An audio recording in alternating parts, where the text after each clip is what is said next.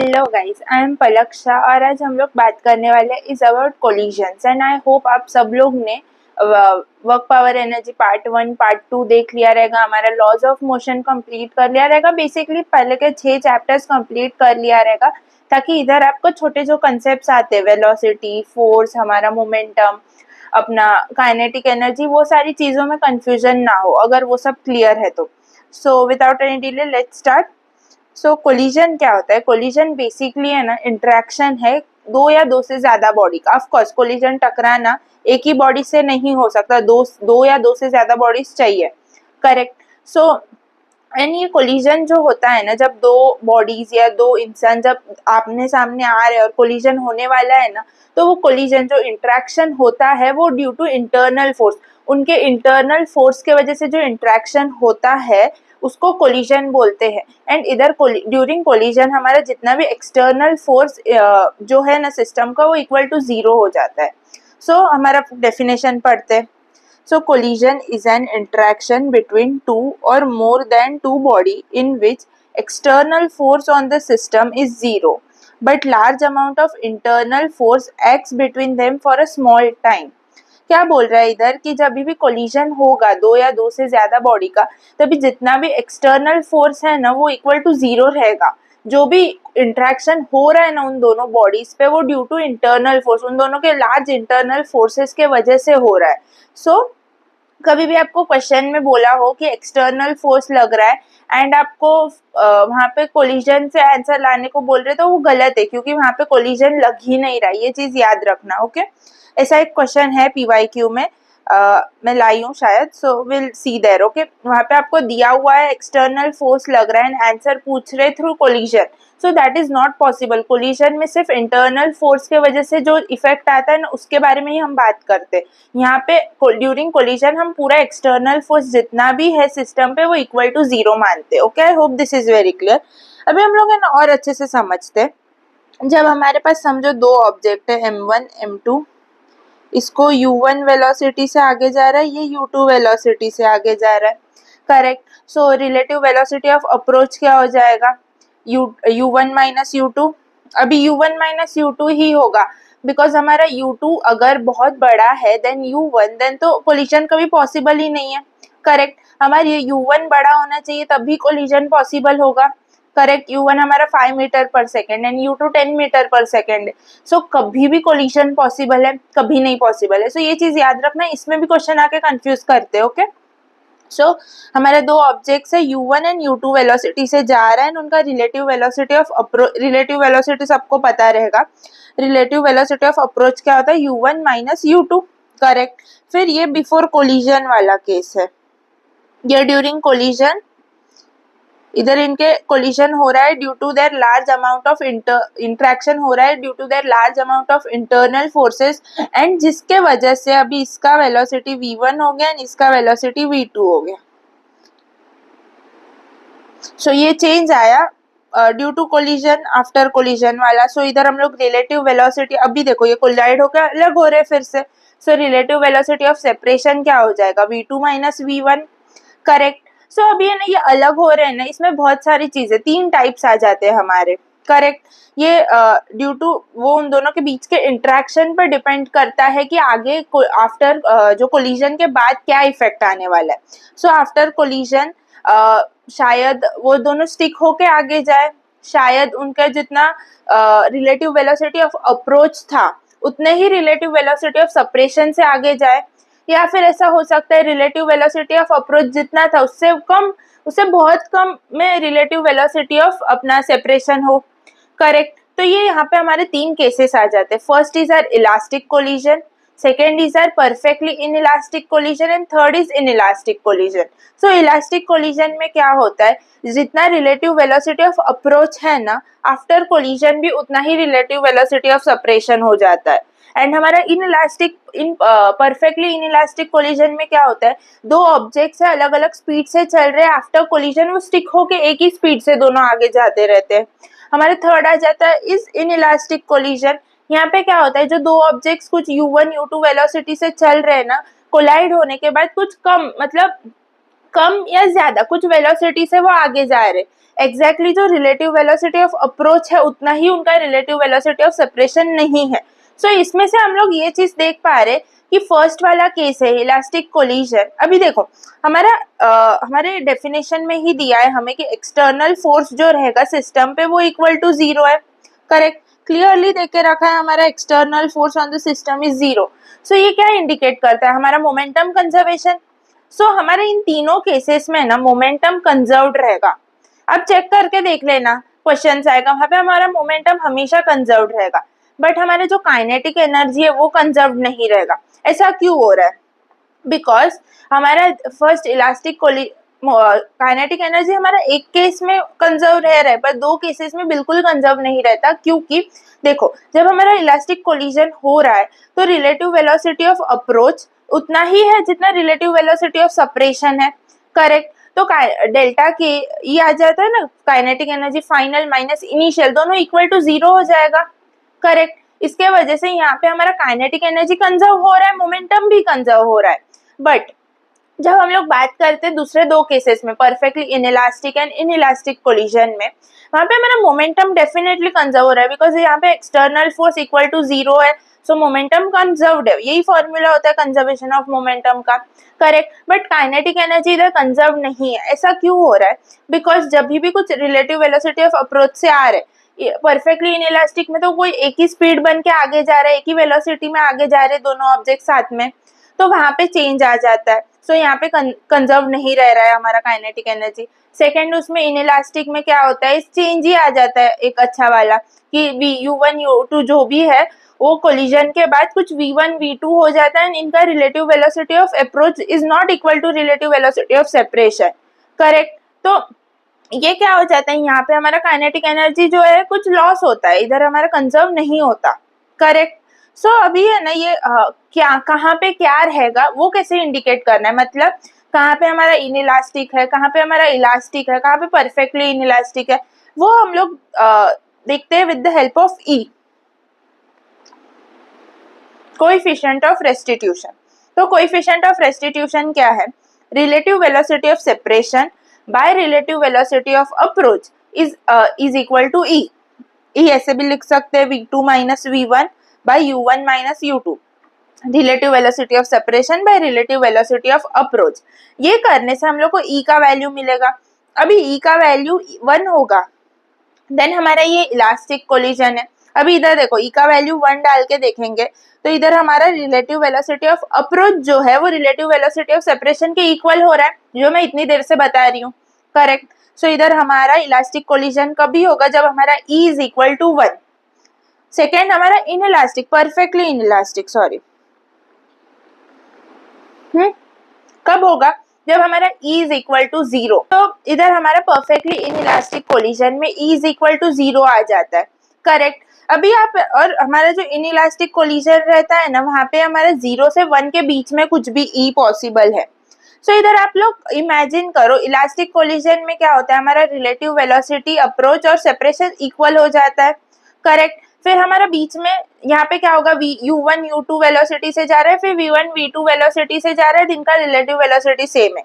But second inelastic collision में क्या होता है कि u1 u2 वेलोसिटी से जा रहा है, उससे दूसरा कम हो जाएगा। देखो इधर हमारा u1 u2 relative velocity into ई कर देंगे, देन हमारा रिलेटिव वेलोसिटी ऑफ सेपरेशन कम हो रहा है, इसका मतलब इधर हमारा वेलोसिटी कम होता रहेगा शायद। करेक्ट, तो यहाँ पे हमारा इनइलास्टिक कोलिजन हो गया। फिर थर्ड केस ये आ जाता है जहाँ पे हमारा E इज इक्वल टू 0। तो वहां पे क्या हो जाता है, इस हमारा देखो इधर हम लोग E इज इक्वल टू 0 डालेंगे, इसको इधर भेज दिया तो ये 0 हो जाएगा। तो इधर हमारा v2 is equal to v1, मतलब दोनों का ऑब्जेक्ट का mass velocity same. Correct, I hope आपको क्लैरिटी आ रहा है। देखो इलास्टिक कोलिजन में क्या होता है, जब E इज 1, करेक्ट, तो relative velocity of separation is equal to approach.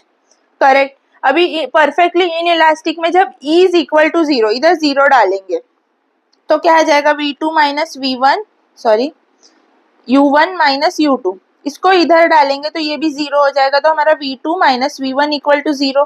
So v2 is equal to v1, मतलब जो फाइनल वेलोसिटी है दोनों इक्वल है, मतलब दोनों ऑब्जेक्ट साथ में जा रहे हैं, वो इससे इंडिकेट हो रहा है।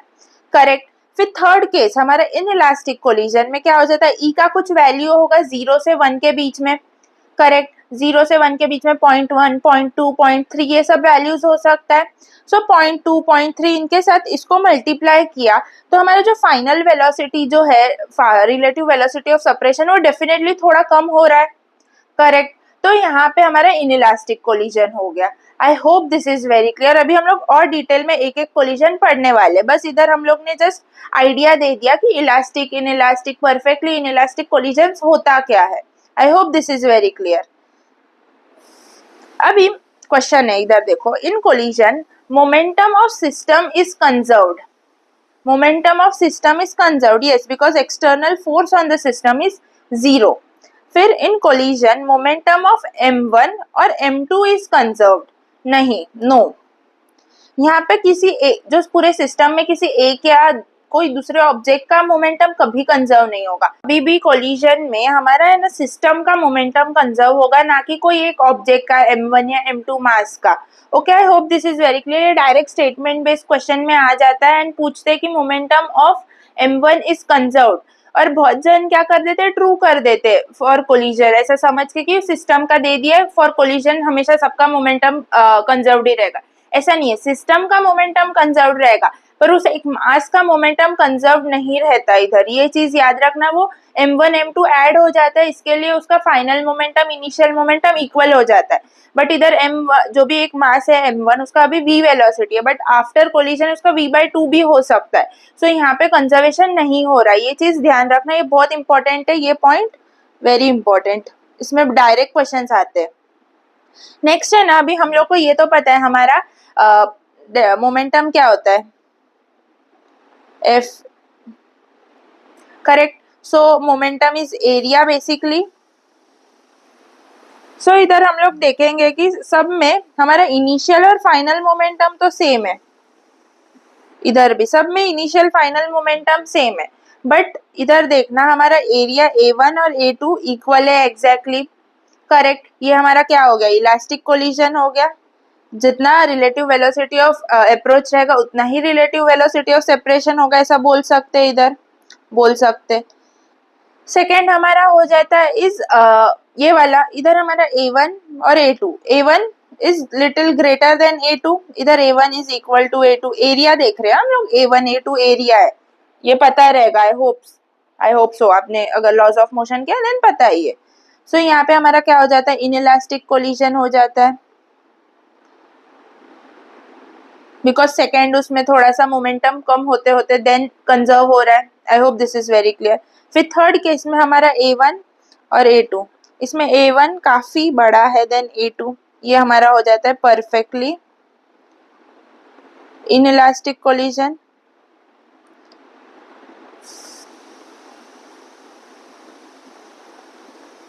Correct, I hope this is very clear. आपको ग्राफ के उससे समझ रहे हैं कि हम लोग ऐसा क्यों लिख रहे हैं।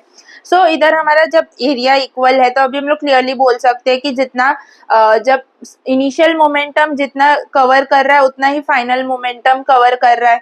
हाँ, दोनों सेम ही रहेगा, सब में मोमेंटम कंजर्व्ड ही रहेगा, ये चीज क्लियर है, बट एरिया जो कवर कर रहा है फोर्स इनटू टाइम वाला वो इक्वल रहेगा। इधर A1 थोड़ा ज्यादा रहेगा, इनिशियल ज्यादा रहेगा, इसमें इनिशियल बहुत ज्यादा रहेगा देन फाइनल। सो ये चीज समझना बहुत जरूरी है, डायरेक्ट ग्राफ भी पूछ सकते हैं आपको। सो अभी हम लोग आगे चलते हैं। Kinetic energy is not conserve during elastic collision but it is conserve. हाँ, ड्यूरिंग इलास्टिक कोलिजन कंजर्व नहीं हो रहा है, but before collision and after collision हमारा काइनेटिक एनर्जी कंजर्व रहता है, ये चीज हम लोग को इधर बोला है। सो डायरेक्टली कभी भी क्वेश्चन में आ जाए ना kinetic energy is conserve during elastic collision, so वो गलत हो सकता है। हमारा kinetic energy before collision and after collision conserve रहता है। I hope this is very clear. And in other types of collision, kinetic energy is even not conserved after or before collision. और दूसरे टाइप में हम लोग ने ऊपर ही discuss किया कि कंजर्व नहीं रहता। नेक्स्ट अभी हम लोग बात करते हैं is about elastic collision. Elastic collision मतलब E is equal to 1 is equal to V2 relative velocity of separation by relative velocity of approach, correct. तो इधर 1 है तो relative velocity of approach is equal to relative velocity of separation, correct. इधर हम लोग ने momentum conserve किया, फिर V2 के जगह पे इधर से वैल्यू डाला इधर, करेक्ट।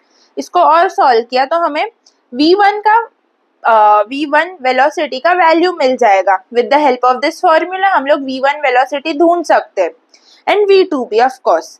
सो v1 वेलोसिटी क्या आ जाता है m1 minus m2 by m1 plus m2 velocity u1 plus 2m2 u2 by m1 plus m2। So ये याद रखना, आई नो डिफिकल्ट है बट क्या करना है, इस आपको एक चिट पे लिख के रखना है ना। आप कहाँ पे भी जा रहे हो, ट्रैवल कर रहे हो, ब्रेक में हो या क्लास में बैठे हो, ऐसे ही तो एक बार ऐसे देखना है, गो थ्रू करना है, रख देना है एंड रिवाइज करते रहना है, टाइम वेस्ट नहीं करना। ये चीज को अलग से टाइम देके फॉर्मूला बाय हार्ट कर रहे हो वो मत करो। आप विद क्वेश्चन प्रैक्टिस याद तो रह ही जाता है, फिर भी स्टिल याद नहीं रह रहा देन ये चिट वाला चीज करो फॉर फॉर्मूलाज, आपको बहुत हेल्प होगा।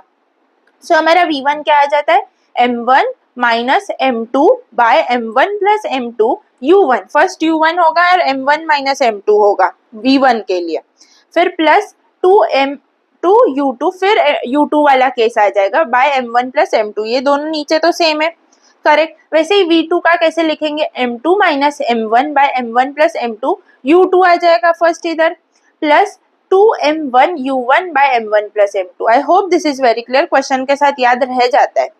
इधर हमारा kinetic energy after collision before collision equal है, तो इधर लिख दिया हम लोग ने पूरा half m1 u1 square plus half m2 u2 square is equal to half m1 v1 square plus half m2 v2 square correct. इसका मतलब हमारा delta k is equal to 0, मतलब हमारा loss in kinetic energy is equal to 0 बोल सकते। फिर आ जाता है हमारा second case, that is perfectly in elastic collision. I hope आप सबको ये समझा रहेगा हमारा इलास्टिक कोलिजन। इसमें ज्यादा कुछ नहीं है, हमको क्या याद रखना है, इसका E1 होता है करेक्ट, इसके वजह से फिर हम लोग का V1 और V2 का फॉर्मूलाज आ जाता है, वो याद रखना है। इसमें क्या रखना है, हमारा जो एनर्जी लॉस्ट है वो इक्वल टू 0 है correct and we are good to go. उसमें से क्वेश्चंस आ जाता है and you will able to solve it okay. And इसमें जो डिफरेंट केसेस आते हैं उसके बारे में हम लोग पढ़ेंगे, सो दैट आपको डायरेक्टली पता रहेगा, तो आपको ज्यादा दिमाग नहीं लगाना क्वेश्चन में। So next is our perfectly in elastic collision. इधर क्या होता है, हमारा m1 है जो u1 वेलोसिटी से जा रहा है, प्लस m2 जो है वो u2 वेलोसिटी से जा रहा है, और आफ्टर कोलिजन क्या हो जाता है m1 m2 साथ में v वेलोसिटी से आगे बढ़ते रहते हैं।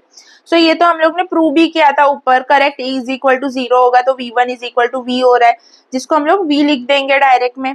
सो ये v का वेलोसिटी कैसे ढूंढ सकते हैं, with the help of momentum conservation. इधर काइनेटिक एनर्जी तो कंजर्व नहीं होने वाला, मोमेंटम ही कंजर्व हो रहा है। सो हमारा m1 u1 plus m2 u2, फिर साथ में m1 plus m2 is equal to v लिख सकते हैं। सो इधर से हम लोग को वेलोसिटी मिल गया जिससे ये आगे जाने वाला है। I hope this is very clear. इधर हमारा काइनेटिक एनर्जी कंजर्व नहीं है, इधर हमारा काइनेटिक एनर्जी तो कंजर्व नहीं होता बट इधर कुछ लॉस होगा काइनेटिक एनर्जी में। सो ये लॉस का ये फॉर्मूला आ जाता है, तो ये फॉर्मूला हम लोग इधर से डेराइव सीखते हैं, डेरिवेशन एक बार देख लेते हैं। याद तो हमें फॉर्मूला ही रखना पड़ेगा बिकॉज डेरिवेशन करते बैठ नहीं सकते। सो हमारा डेल्टा के ही क्या आ जाएगा, loss in energy correct. So initially कितना एनर्जी था माइनस फाइनली कितना एनर्जी था। लॉस किसको बोलेंगे, इसको ही बोलेंगे ना, कितना पहले था माइनस फिर कितना है करेक्ट, इसको ही लॉस बोलते हैं। इज इक्वल टू फिर इधर v स्क्वायर के जगह पे v का जो फॉर्मूला हमें मिलता है इधर से ये वाला डाल दिया एंड फिर इसको सॉल्व किया and we got this m1 m2 by 2m1 plus m2, ये ब्रैकेट में m1 प्लस m2 ब्रैकेट में बिफोर कोलिजन वाला रिलेटिव वेलोसिटी का स्क्वायर। ये याद रखना ही पड़ेगा बिकॉज आप डेराइव नहीं करते बैठ सकते, ये चीज समझना बहुत जरूरी है, वहां पे टाइम नहीं होता डेरिवेशन वगैरह करने का। सो प्लीज याद रख लो हमारा डेल्टा के ही लॉस कितना हुआ है, loss in energy is, loss in energy में हमेशा याद रखना हमारा कि पहले इनिशियल माइनस फाइनल लेंगे बिकॉज लॉस हो रहा है। सो इनिशियल में कितना था और फाइनल में कितना है उसके बीच में हम लोग लॉस ढूंढ पाएंगे, और ये चीज हमें पता है कि जितना इनिशियल काइनेटिक एनर्जी था उतना कम ही, उससे कम ही होगा हमारा फाइनल काइनेटिक एनर्जी करेक्ट। और अभी हम लोग आगे बढ़ते हैं, ये चीज याद रखो प्लीज, इधर u1 माइनस u2 का स्क्वायर बिफोर कोलिजन के रिलेटिव वेलोसिटी का स्क्वायर भी बोल सकते हैं इसको। I hope this is very clear. So अभी हम लोग आगे बढ़ते हैं इन इलास्टिक कोलिजन के तरफ।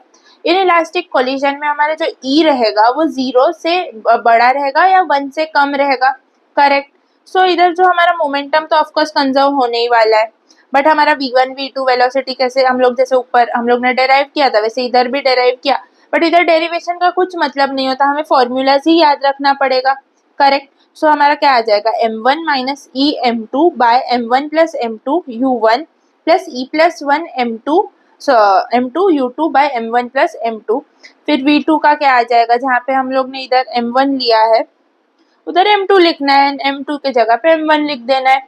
करेक्ट। सो और इधर आप चेक भी कर सकते हो, जैसे हमारा E इज इक्वल टू 1 था तो इधर E इज इक्वल टू 1 पे 2 हो जाता था, तो हमारा इलास्टिक कोलिजन में भी 2 m2 u2 था। करेक्ट। इधर 1 दे देंगे तो m1 माइनस m2 हो जाता था जो इलास्टिक कोलिजन में, तो आप with the help of that याद रख सकते हो बहुत इजीली। सो इधर हमारा काइनेटिक एनर्जी तो कंजर्व नहीं हो रहा, ये चीज हमें पता है। करेक्ट। सो इधर भी हमारा लॉस इन काइनेटिक एनर्जी का फॉर्मूला आ जाता है half m1 m2 by m1 plus m2, इधर रिलेटिव वेलोसिटी ऑफ अप्रोच का स्क्वायर 1 माइनस ई का स्क्वायर। सो ये फॉर्मूला है, याद रखना ही पड़ेगा, there is no option, because आप kinetic energy initial minus final नहीं कर सकते, फाइनल में आपको v1 v2 का ये वैल्यूज डाल के सॉल्व करना पड़ेगा। सो एग्जाम में इतना टाइम नहीं होता ये सब सॉल्व करने में, आंसर आपका जो भी आएगा वो रॉन्ग ही आने वाला है, इट्स गारंटी की इतना एक्यूरेसी अपना होता नहीं, और टाइम कम होने में तो और कम हो जाता है, ये चीज याद रखो। सो फॉर्मूलाज बहुत इंपॉर्टेंट है, याद रखना। सो और हमारा है ना कभी कभी क्वेश्चन आता है फ्रैक्शन ऑफ एनर्जी लॉस का। सो फ्रैक्शन ऑफ एनर्जी लॉस क्या आ जाता है, लॉस ऑफ कितना, ये विद द हेल्प डेल्टा की, डेल्टा के ई बाय के ई इनिशियल कर देना है, मतलब क्या लॉस बाय टोटल, हमारा फ्रैक्शन क्या होता है, जितना जो भी फ्रैक्शन है, अभी fraction is of loss of kinetic energy. So क्या आ जाएगा loss of kinetic energy by initial kinetic energy. अगर पूछा है कि काइनेटिक एनर्जी कितना ट्रांसफर हुआ है, ट्रांसफर हुआ है मतलब हमारा जो लॉस है वो माइनस कर देना पड़ेगा 1 से, क्योंकि फ्रैक्शन में वैसे ही करते हैं ना। सो 1 माइनस कर देंगे loss of kinetic energy by initial kinetic energy, इससे हम लोग को क्या मिलेगा कि कितना काइनेटिक एनर्जी ट्रांसफर हुआ है। I hope this is very clear. Okay, ऐसा क्वेश्चन आता है, सो आप आगे आएंगे तभी देखेंगे। ओके, सो एक बार हम लोग पूरा फॉर्मूलाज एक बार लिखते सो दैट क्लैरिटी आ जाए आपको, सब फॉर्मूलाज लिखते जितना ऊपर से सीखा है। सो इलास्टिक कोलिजन में क्या आ जाता है, फर्स्ट इलास्टिक कोलिजन,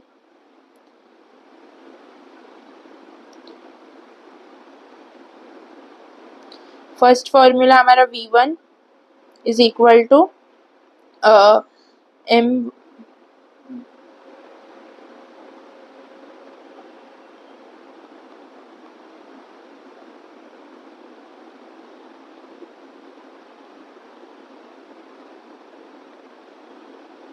करेक्ट है।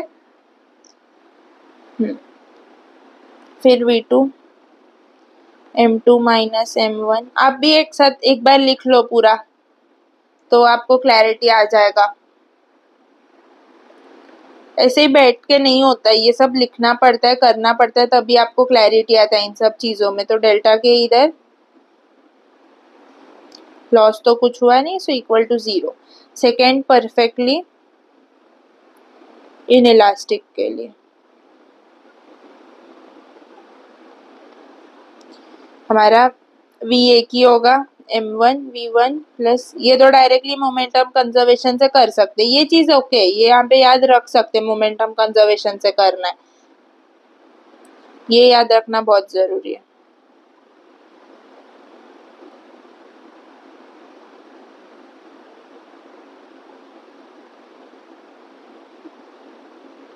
बिफोर कोलिशन वाला।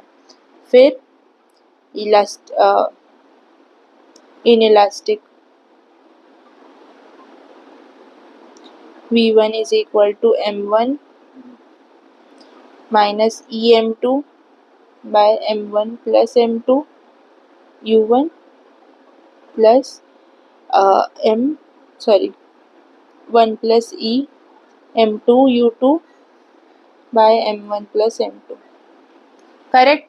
फिर v2 क्या आ जाएगा m2 minus E m1 by m1 plus m2 u2 plus 1 plus e m1 u1 plus m1 plus m2, और इधर डेल्टा के ई क्या आ जाएगा half m1 m2 by m1 plus m2 before collision वाला, और 1 माइनस ई का स्क्वायर। That's it. हमारे इतने फॉर्मूला से ये याद रखोगे, आपका पूरा हो जाएगा। कोलिजन के बेसिक क्वेश्चन सब इजीली, बहुत इजीली सॉल्व हो जाएंगे। और अभी दूसरे टाइप ऑफ क्वेश्चन हम लोग देखेंगे कैसे आते हैं। So this is it. So अभी हम लोग बात करते हैं इलास्टिक कोलिजन ऑब्जेक्ट का, जब एक का मास बहुत ज्यादा है दूसरे के कंपैरिजन में। करेक्ट। सो इलास्टिक कोलिजन हो रहा है, क्वेश्चन में देके रखा है हम लोग को। सो इधर हमारा एक मास कैपिटल एम का एक मास का ट्रक है जिसका u1 वेलोसिटी से वो आगे जा रहा है, एंड एक आदमी है जिसका मास स्मॉल है u2 वेलोसिटी से जा रहा है। करेक्ट। सो इधर हम लोग क्लियरली लिखा है कि mass of truck is very very very greater then mass of man. Correct. फिर ये चल रहा है, फिर ये ट्रक ने इसके ऊपर कोलाइड किया। सो कोलिजन के बाद ट्रक का v1 वेलोसिटी और ये इंसान का v2 वेलोसिटी क्या होगा, ये कैसे ढूंढ सकते with the help of formulas. Correct. So v1 is equal to, इधर हम लोग क्लियरली देख पा रहे हैं कि हमारा जो m2 रहेगा वो m, ये वाले m के सामने इक्वल टू 0 में ही रहेगा। सो ये 0 कर देते डायरेक्टली, m2 0 कर देते, बिकॉज वो बहुत नेग्लिजिबल है हमारे ट्रक के सामने। Correct. So v1 is equal to आ जाएगा m1 बाय m1 u1, इधर तो 0 है तो पूरा 0 हो जाएगा।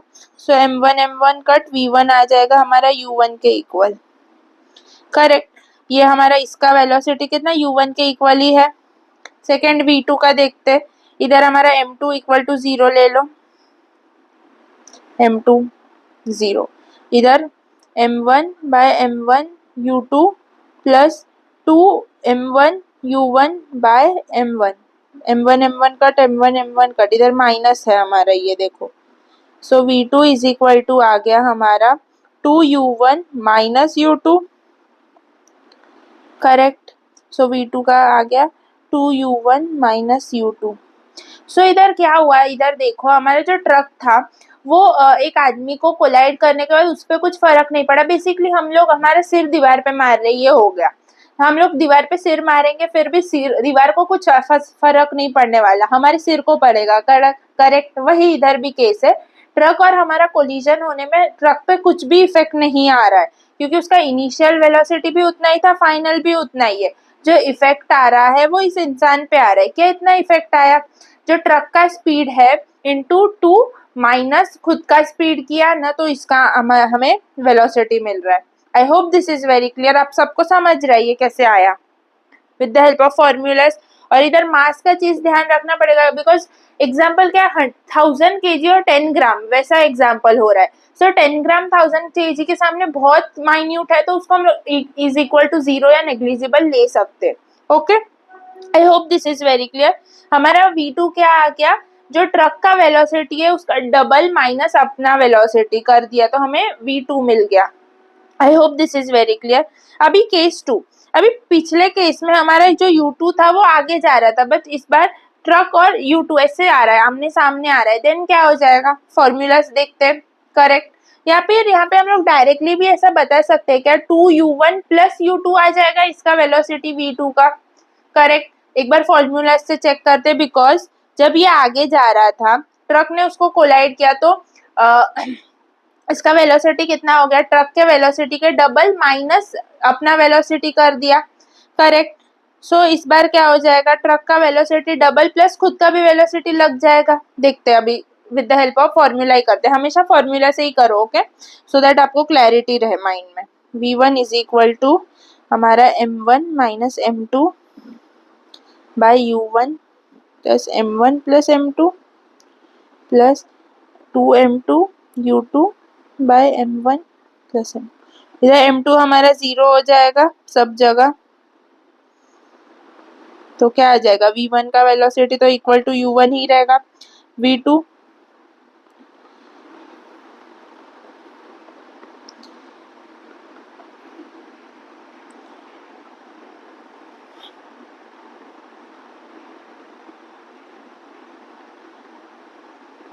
0, ये हमारा जो u2 है उसको माइनस लेना पड़ेगा क्योंकि डायरेक्शन इसका इस डायरेक्शन में नेगेटिव साइड में, ये 0 ये 0, सो हमारा V2 क्या आ गया, -m1 minus U2 by m1 plus 2m1 U1 by m1 m1 cut m1 cut, तो V2 आ गया हमारा U2, ये minus minus plus, plus 2U1, correct, जो मैंने बताया वही आया।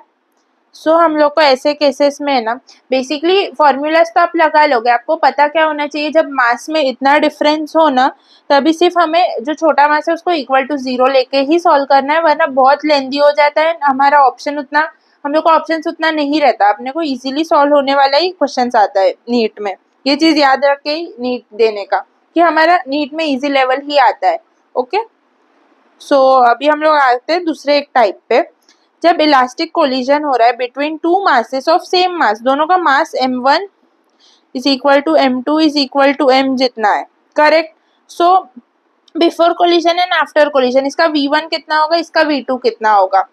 सो इधर हम लोग with the help of formula ही करेंगे, करेक्ट। सो फॉर्मूला v1 क्या आ जाएगा, m1 minus m2 by m1 plus m2 u1 plus 2m2 u2 m1 plus m2, correct.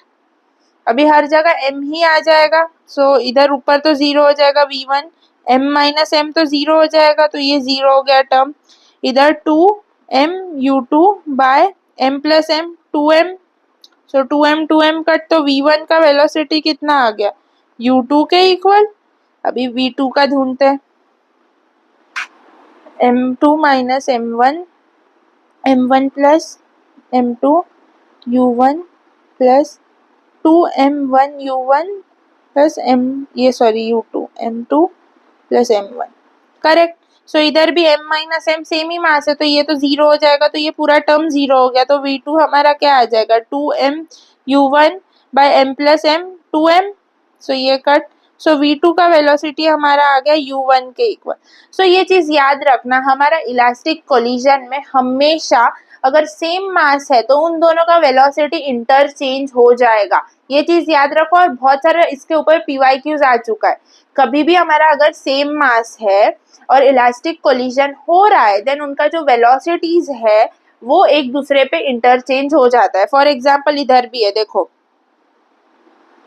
ये देखो, इधर हमारा 3 kg का मास देके रखा है, इसको हम लोग ने v1 वेलोसिटी देके रखा है 4 मीटर पर सेकेंड, एंड इसको हम लोग ने u2 वेलोसिटी इस डायरेक्शन में 6 मीटर पर सेकेंड देके रखा है। तो क्या होगा, ये वाले मास का वेलोसिटी इस पे लगेगा जाके, सो इस पे इस डायरेक्शन में 4 मीटर पर सेकेंड लगेगा, एंड इस वाले ऑब्जेक्ट पे इस वाले ऑब्जेक्ट का वेलोसिटी इस वाले ऑब्जेक्ट पे लगेगा विद डायरेक्शन, पूरा वेलोसिटी ही इंटरचेंज करना है, वेलोसिटी मतलब स्पीड और डायरेक्शन दोनों। सो इस पे लगेगा 6 मीटर पर सेकेंड, चाहिए तो अब चेक कर लो, यही आएगा, हमेशा याद रखना, इसमें डायरेक्ट क्वेश्चन आता है। अभी हम लोग आ जाते हैं एक डिफरेंट टॉपिक पे, दैट इज दिस, ये बहुत कंफ्यूज करता है लोगों को, fraction of transferred kinetic energy in elastic collision in which second object is at rest. So क्या होता है, हमारा काइनेटिक एनर्जी में है ना delta E, loss of energy तो इक्वल टू 0 होता है, तो फ्रैक्शन हमें पूछते हैं कितना एनर्जी ट्रांसफर हुआ एंड कितना एनर्जी रिटेन हुआ, करेक्ट। हम लोग का जो इनइलास्टिक परफेक्टली इनइलास्टिक उसमें देखा तो उसमें क्या पूछ सकते हैं, फ्रैक्शन ऑफ एनर्जी लॉस, जो मैंने बताया क्या आ जाएगा, energy loss by initial energy, correct. So इधर हमारा क्या हो जाता है, fraction of transferred kinetic energy, इधर हमारे इलास्टिक कोलिजन में एनर्जी लॉस नहीं होने वाला, सिर्फ ट्रांसफर होगा या रिटेन होगा। सो कितना ट्रांसफर हुआ है कितना रिटेन हुआ है वो with the help of this हम लोग समझते हैं। सो अभी सेकेंड ऑब्जेक्ट हमारा रेस्ट पे, अगर समझो यहाँ पे रेस्ट वाला कंडीशन नहीं दिया है, देन कैसे करना है, इस मोस्टली आपको जितना भी पीवाईक्यूज है सब रेस्ट वाले कंडीशन में, ये सेकेंड वाला ऑब्जेक्ट रेस्ट पर ही है। तो इधर हमारा सेकेंड ऑब्जेक्ट अभी तो रेस्ट में है, करेक्ट, बट अगर रेस्ट में नहीं है तो देन भी वैसे बहुत इजीली हम लोग कर सकते हैं। इधर हम लोग को ये पता है इलास्टिक कोलिजन में हमारा काइनेटिक एनर्जी तो कंजर्व रहने वाला है, ये चीज पक्का है, करेक्ट, तो कंजर्व रहेगा। इधर हमारा इस केस में सेकेंड ऑब्जेक्ट पे काइनेटिक एनर्जी 0 है, तो ये काइनेटिक एनर्जी फर्स्ट वाला ही कोलिजन के बाद दोनों में अपना काइनेटिक एनर्जी इक्वली शेयर नहीं करेगा, आप उसके मास के ऊपर डिपेंड करके शेयर करेगा, करेक्ट, क्योंकि हमारा kinetic energy at the end conserve हो रहा है। करेक्ट। तो फिर इधर जो काइनेटिक एनर्जी ट्रांसफर हुआ रहेगा या M1 में जितना भी रिटेन हुआ रहेगा वो इज उन दोनों का एडिशन इज इक्वल टू हमारा इनिशियल काइनेटिक एनर्जी। करेक्ट। सो हम लोग को इधर क्वेश्चन क्या आया है कि कितना एनर्जी ट्रांसफर हुआ है। ट्रांसफर हुआ है मतलब सेकेंड बॉडी में कितना काइनेटिक एनर्जी हमें देखने मिलेगा आफ्टर कोलिजन, और रिटेन हुआ है मतलब काइनेटिक एनर्जी कितना अभी भी खुद के पास है। सो इन दोनों का addition fraction of kinetic energy retained plus transferred will be equal to 1 because वो इक्वल टू है हमारा इनिशियल काइनेटिक एनर्जी जो बिफोर कोलिजन था। एंड अगर डाउट आ जाता है, बहुत जनों को डाउट आता है कि अगर दोनों में काइनेटिक एनर्जी रहता, दोनों में कुछ वेलोसिटी रहता, देन हम लोग को पूछा रहता तो कितना एनर्जी ट्रांसफर हुआ है तो क्या आ जाता। सो वहां पे किस ऑब्जेक्ट में पूछा है वो देखो। अगर आपको पूछा है कि सेकेंड ऑब्जेक्ट में कितना ट्रांसफर हुआ है एनर्जी, सो उसमें कितना काइनेटिक एनर्जी है वो लिखो, एंड इनिशियली टोटल कितना काइनेटिक एनर्जी है फ्रैक्शन में डाल दोगे तो will get the answer. But हम लोग को वो क्वेश्चंस नहीं आते, हम लोग को बेसिकली ये वाला एक केस आता है, नीट में 2-3 बार रिपीट हो चुका है। सो हम लोग ये वाला केस डिटेल में पढ़ेंगे। Okay, I hope this is very clear. So हमारा M1 ऑब्जेक्ट है जिसको U1 वेलोसिटी है, U वेलोसिटी बेसिकली उसका काइनेटिक एनर्जी हाफ mv² लिख दिया। फिर हम लोग ने इसका तो 0 था, फिर इसको V1 V2 आ गया। करेक्ट। इधर काइनेटिक एनर्जी कंजर्व्ड है, इसके वजह से एनर्जी ट्रांसफर हो रहा है, वरना लॉस होता। करेक्ट, ये चीज समझो, बहुत क्लियरली समझो। ओके। फिर हमारा है ना, हम लोग ने क्या किया, M2 को समझा N इंटू M1, M2 को हम लोग ने लिख दिया N into M1। Correct. M1 के टर्म्स में हम लोग ने M2 का मास लिखा, फिर हम लोग ने V1 के वैल्यूज में डाला तो हम लोग को V1 का एक फॉर्मूला मिला, फिर V2 का फॉर्मूला मिला, फिर हम लोग ने V2 के फॉर्मूला को प्रॉपरली लिखा। V1 का फॉर्मूला ऐसा आ जाएगा 1 minus n by 1 plus n into u, और इधर 2u बाय 1 प्लस n आ जाएगा। करेक्ट, बिकॉज इन दोनों में हमारा U2 इक्वल टू 0 आ जा रहा है। फिर क्या आ जाता है, fraction of transferred kinetic energy क्या आ जाएगा, कितना काइनेटिक एनर्जी सेकेंड बॉडी में है डिवाइड बाय टोटल इनिशियली कितना काइनेटिक एनर्जी था। सो सेकेंड बॉडी में कितना काइनेटिक एनर्जी है वो with the help of V2 हम लोग को मिल सकता है, हाफ mv² V2। करेक्ट। सो वो किया डिवाइड बाय इनिशियली कितना था वो किया, तो हम लोग को ये एक फॉर्मूला मिल गया, that is 4n by 1 plus n²। So ये याद रख सकते हो, या आपको चाहिए तो आप ये भी प्रोसेस भी याद रख सकते हो कि प्रोसेस याद रखना है बेसिकली क्या क्या स्टेप्स है वो याद रखो। क्या मेन जो कंफ्यूजन आता है वो बच्चों को यही आता है कि ट्रांसफर्ड काइनेटिक एनर्जी क्या है। हमारा इलास्टिक कोलिजन में काइनेटिक एनर्जी लॉस नहीं हो रहा है, वो ट्रांसफर होगा या रिटेन होगा, ये चीज समझो। सो ट्रांसफर्ड कितना हुआ वो कैसे ढूंढेंगे, किस ऑब्जेक्ट में ट्रांसफर हो रहा है उसकी बात हो रहा है, डिवाइड बाय टोटल इनिशियल, ये याद रखना। और रिटेन में बात कर रहे हैं तो M1 में कितना अभी भी बचा है आफ्टर कोलिजन।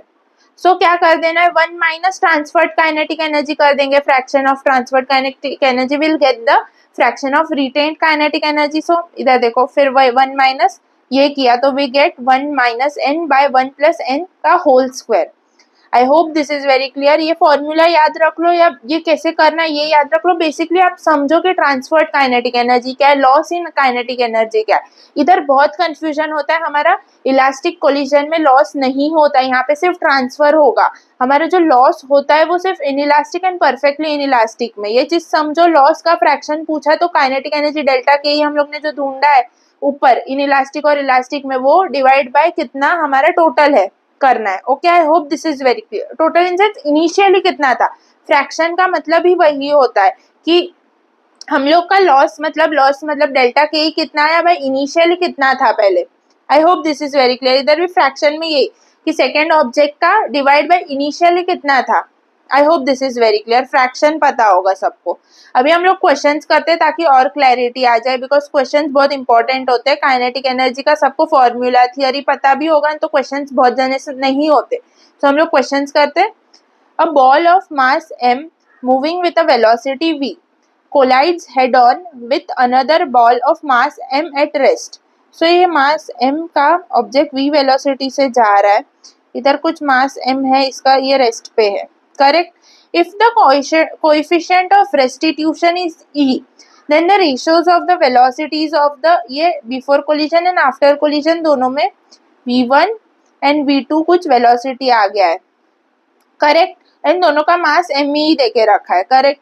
सो V1 और V2 का रेशियो पूछा है। सो फर्स्ट V1 कैसे ढूंढेंगे, हमारे पास कोएफिशिएंट ऑफ रेस्टिट्यूशन भी है, करेक्ट।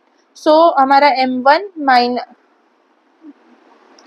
माइनस ही आता है ना फर्स्ट, हाँ, M1 minus E M2 divide by M1 plus M2, ये हो जाएगा हमारा U1 प्लस M1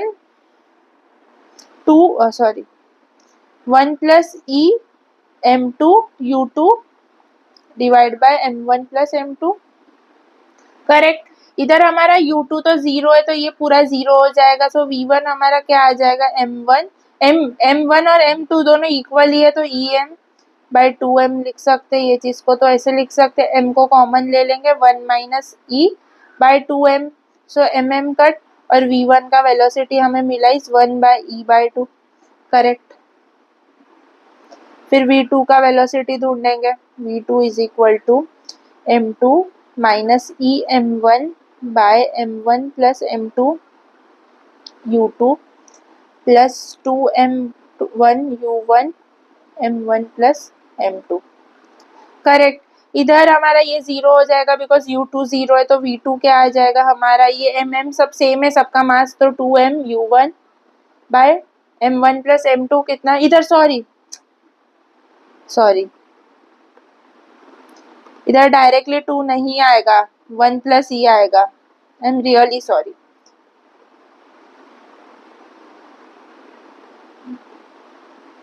इधर 2M आ जाएगा, ये MM कट, सो V2 हमारा आ गया 1 plus E U1 by 2, so ratio क्या आ जाएगा, V1 बाय V2, V1 क्या है हमारा 1 माइनस E बाय 2, और इधर U1 हम लोग लिखना ही भूल गए, U1 सो U1 एंड ये क्या आ जाएगा 1 प्लस E बाय 2 U1, सो U1 कट 2 कट, तो आंसर क्या आ गया 1 minus E 1 plus E, correct option है, चेक करो 1 minus E 1 plus E, A is the correct option. देखो लेंदी क्वेश्चन आता है बट फॉर्मूला बेस्ड ही आता है, okay. So next question, a shell of mass m moving with velocity v suddenly breaks into two pieces. The part having mass m by 4 remains stationary. The velocity of the other shell will be. Conservation of momentum, directly इसमें दूसरा कुछ collision वाला concept नहीं है।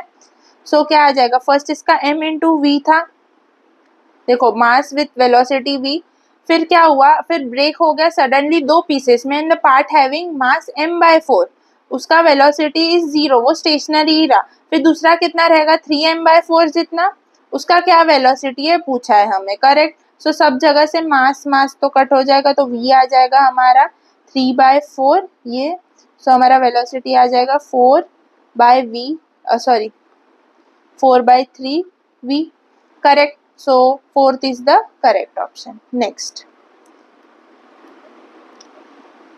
heavy vehicles moving with velocity 15 meter per second strikes an object of very small mass at rest head on elastically. The velocity of the object after collision is, heavy vehicle देके रखा है, कितने velocity से जा रहा है 15 metre पर second. क्या बोला, एक बहुत से छोटे ऑब्जेक्ट, उसका मास कितना था, उसका रेस्ट मास बहुत छोटा था एंड वो रेस्ट पे था, उसके साथ कोलाइड किया elastically. The velocity of the object, उस छोटे ऑब्जेक्ट का वेलोसिटी क्या होगा आफ्टर द कोलिजन। सो हम लोग ने सीखा था ये वाला केस जब हेड ऑन हो रहा है, ये देखो हेड ऑन हो रहा है, ये चीज याद रखना। तो ऐसे वाला कोलिजन हो रहा था, मतलब वहां पे हमारा V2 का वेलोसिटी कितना आ गया था 2 U1 प्लस U2 जितना, ये तो U2 इधर रेस्ट पे, तो हमारा V2 क्या आ जाएगा 2 इंटू 15 जितना, सो 30 मीटर पर second. So D is the correct option. ये आप डायरेक्ट फॉर्मूला लगा के भी कर सकते हो, आपको जरूरी नहीं है वो सब जो छोटे छोटे कंसेप्ट सिखाए वो याद रख के ही क्वेश्चन करना है। आपको चाहिए तो अब जो फॉर्मूलाज है ना वो लगा के भी सॉल्व करो, पर राइट आंसर आना चाहिए, correct. I hope this is very clear. Next, अब बॉल, बट वो फॉर्मूला लगा रहे हो देन याद रखना कि इधर हमारा मास बहुत बड़ा है तो छोटा वाला मास को डायरेक्टली 0 लेना है, ओके, वरना कंफ्यूजन होता है सॉल्विंग में। नेक्स्ट, सो ये क्वेश्चन करते हैं, A ball of mass 4 kg moving on a smooth horizontal surface makes an elastic collision with another ball of mass m at rest in the line of motion of first ball. तो क्या बोला m 4 लिख देते उससे अच्छा 4 kg का एक है ये v वेलोसिटी से जा रहा है समझो इसका u1 velocity is equal to v दूसरा है मास m का इसका u2 इज इक्वल टू 0 ये before collision and after collision क्या बोल के रखा है if after collision the first ball moves in the same direction with 1/4 of its velocity मतलब ये वाला जा रहा है v/4 वेलोसिटी से ये क्या होगा इसका v1 वैल्यू तो m का क्या कुछ v2 वैल्यू होगा करेक्ट सो ये कैसे ढूंढेंगे और इधर क्लियरली बोला है हमें कि एक इलास्टिक कोलिजन है मतलब E इज इक्वल टू तो 1 होगा so 1 is equal to v2 minus v1 is equal to u1 minus u2 लिख सकते हैं सो u1 कितना है हमारा v के इक्वल है सो ये इसको इधर दे देंगे v minus 0 is equal to v2 हमें ढूंढना है माइनस v/4 कर सकते करेक्ट सो v ये इधर आ जाएगा plus v/4 is equal to v2 तो v2 का क्या आ जाएगा 5/5 v/4 करेक्ट अभी हम लोग मास बहुत इजीली ढूंढ सकते हैं with the help of our formula that is v2 is equal to first तो हमारा u2 वाला पार्ट तो 0 ही हो जाएगा बिकॉज हमारा u2 0 था तो सिर्फ सेकेंड पार्ट बचेगा ये वाला करेक्ट सो v2 का वेलोसिटी डाल दो इधर 5v/4 is equal to 2 into 4 into u1 कितना था v के equal bye 4 plus m2 correct इधर से हम लोग v और v कट कर सकते सो क्या आ जाएगा अब इसको सॉल्व करेंगे तो 20 by plus 5 m2 is equal to 1632 so 5 m2 ये इधर जाएगा 12 हो जाएगा फिर m2 डिवाइड बाय 12/5 सो कितना आ जाएगा 2.2 kgs आ जाएगा 2.4 kgs आ जाएगा so C is the correct option अभी इसको चेक करना है कि हम लोग का जो आंसर है वो करेक्ट है कि नहीं सो कैसे कर सकते with the help of momentum conservation इधर हमारा 4 इंटू v था इज इक्वल टू ये वाला मास 4 इंटू v/4 था प्लस ये कितना है हमारा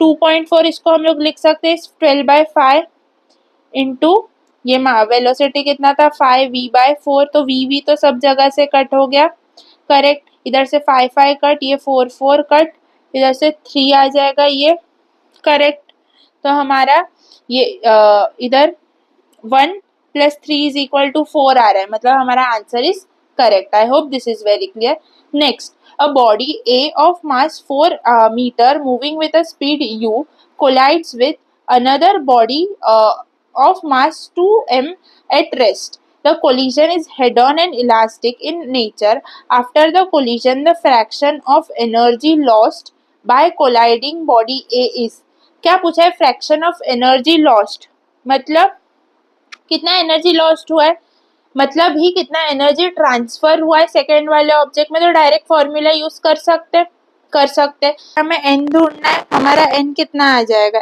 m2 बाय m1 जितना सो m2 कितना है 2m and m1 is 4m तो हाफ आ जाएगा करेक्ट फिर पूछा है फ्रैक्शन ऑफ एनर्जी लॉस मतलब ट्रांसफर्ड इन b सो कौन सा था हम लोग ने देखा था फॉर्मूला इधर ही 4n by 1 plus n square 4 into half by 1 plus half का स्क्वायर सो ये 2 हो जाएगा 2 बाय ये 3/2 3/2 का स्क्वायर इज 9/4 ये 4 ऊपर चला जाएगा तो 8/9 आ जाएगा सो 2 is the correct option next 2 steel balls A and B of mass 10 kg and 10 gram roll towards each other with 5 meter per second and 1 meter per second on a smooth floor after the collision with that what speed B moves in if it is the case of elastic collision फिर B का क्या हमारा velocity होगा ये पूछा है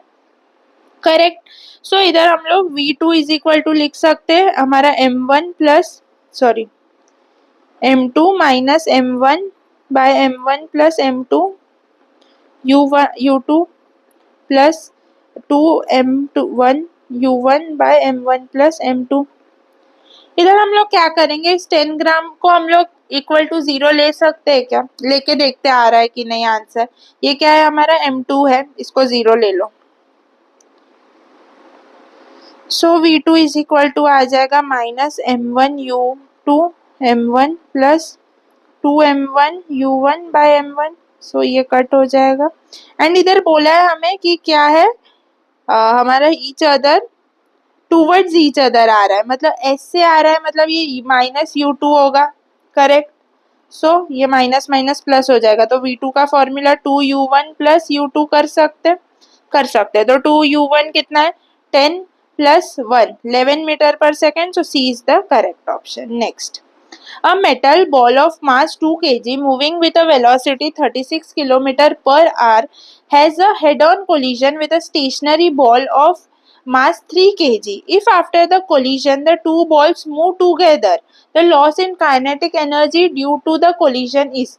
So हमारा क्या होता है formula loss in kinetic energy का, half m1 m2 by m1 plus m2, फिर वेलोसिटी हमारा अप्रोच वाला relative velocity of approach, correct, का स्क्वायर। सो इधर हाफ इंटू फर्स्ट का मास 2 है, सेकेंड का मास 3 है, इन दोनों का एडिशन 6 हो जाएगा। इसका हमारा वेलोसिटी कितना, हम लोग मीटर पर जूल्स में नहीं है, मीटर पर सेकेंड में कर देंगे तो 5/18 10 आ जाएगा। 10 माइनस दूसरा वाला ऑब्जेक्ट स्टेशनरी था तो -0 डिवाइड बाई 2। सो इधर से 2 कट, ये 3 से 2, इधर आ जाएगा 100/2। सो ये 50 जूल्स जितना आ जाएगा हमारा आंसर। सो सॉरी, मैंने इधर 5 आ जाता है, सॉरी मैंने इसको मल्टीप्लाई कर दिया, इधर एडिशन है। सो 2 इंटू 3, 2 प्लस 3 इज 5, मैंने 6 ले लिया था, इंटू 10 का स्क्वायर 100। सो ये 20 आ जाएगा, ये 2 कट, और 3 into 20 60 joule. So B is the correct option. Sorry, I am really sorry. Next, a ball falls from a height such that it strikes the floor of a lift at 10 meter per second. Correct, ऐसे fall हो रहा है ball lift के अंदर, and इसका कुछ 10 metre पर second का velocity है। If the lift is moving in upward direction with 1 meter per second, then the velocity which the ball rebounds after elastic collision will be। So इधर इसका collide होने के बाद हमारा v1, ये अगर हमारा u1 है, ये हमारा u2 है, तो ये पूछ रहे v1 हमारा क्या होगा। सो इसको बहुत इजीली हम लोग कर सकते हैं। कभी भी ये बहुत छोटा ऑब्जेक्ट है इस लिफ्ट के सामने, और दोनों इस डायरेक्शन में हेड ऑन वाले चीज में, तो हमारा फॉर्मूला 2u2 प्लस u1 कर देंगे, विल गेट द आंसर। ये हम लोग ने ऊपर केसेस पढ़ा है, करेक्ट। या फिर नहीं समझ रहा ये केसेस, देन आप सॉल्व करो। क्या v1 इज इक्वल टू, फिर यहाँ पे क्या करना है, इस हम लोग को m1 को इज इक्वल टू 0 ले लेना है, then will get the answer. I hope this is very clear. So इसको सॉल्व करो तो 2 इंटू u2, सो 2 मीटर्स प्लस 10, तो 12 आ गया, 12 मीटर पर second. So C is the correct option. Next, a neutron makes a head-on elastic collision with a stationary deuteron. The fractional energy loss of the neutron in the collision is। So इधर क्या होता है, हमारा मास पहले देख लो, n ढूंढना है हमें, m2 by m1। So m2 हमारा ड्यूट्रॉन है, इसका मास क्या होता है, 2 टाइम्स ऑफ हर प्रोटॉन का mass, 2 times of mass of proton, और न्यूक्लियस का मास, हमारा न्यूट्रॉन का मास ऑफ प्रोटॉन के इक्वली होता है। सो इधर से हमारा n इज इक्वल टू 2 आ गया। सो सॉल्व करेंगे तो 4n/1 प्लस n स्क्वायर, इसका स्क्वायर, करेक्ट। सो 4 इंटू 2 8, 3 9 आ जाएगा, 8/9। So B is the correct option. So ये क्वेश्चन देखते हैं अभी। A bullet weighing 10 gram and moving at 300 metre पर second strikes a 5 kg and drops dead मतलब उसके अंदर ही एम्बेडेड हो जा रहा है, ऐसा बोल सकते। The ice block is sitting on a frictionless level surface. The speed of the block after the collision is। After collision क्या होगा, क्या बोला है, और बोला क्या है कि दोनों एक साथ ही है अभी, करेक्ट। सो इधर हमारा परफेक्टली इनइलास्टिक कोलिजन हो गया, तो कौन सा, v is equal to m1 v1 plus m2 v2 divide by m1 plus m2, correct. So m1 कितना है 10 ग्राम, मतलब 10⁻² kgs इंटू 300 मीटर्स पर सेकेंड, प्लस ये तो जीरो हो जाएगा बिकॉज ये हमारा स्टेशनरी है, एंड m1 प्लस m2 में 10 ग्राम प्लस 5 kg में 10 ग्राम का कुछ मतलब है क्या, तो उसको इक्वल टू 0 ले लो। सो इधर आ जाएगा 3/5, सो ये 0.6 मीटर पर सेकेंड, तो इसको 60 सेंटीमीटर पर सेकेंड लिख सकते हैं, हाँ लिख सकते। So C is the correct option. Next, two ivory balls are placed together at rest. A third identical ball moving with velocity u in line of first two balls as shown in the figure collide head on elastically.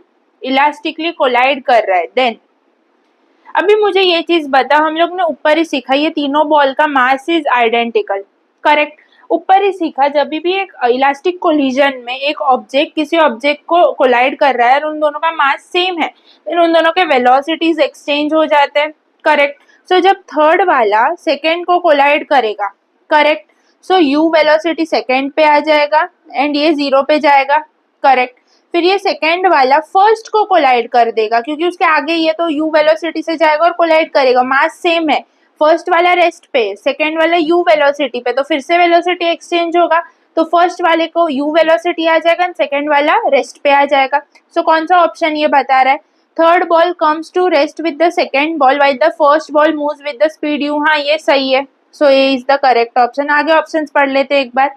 Third ball comes to rest and other two moves together with speed u/2। बहुत जन इसमें confuse होते हैं कि सबको लगता है कि ये सही रहेगा, बट ऐसा नहीं है पॉसिबल।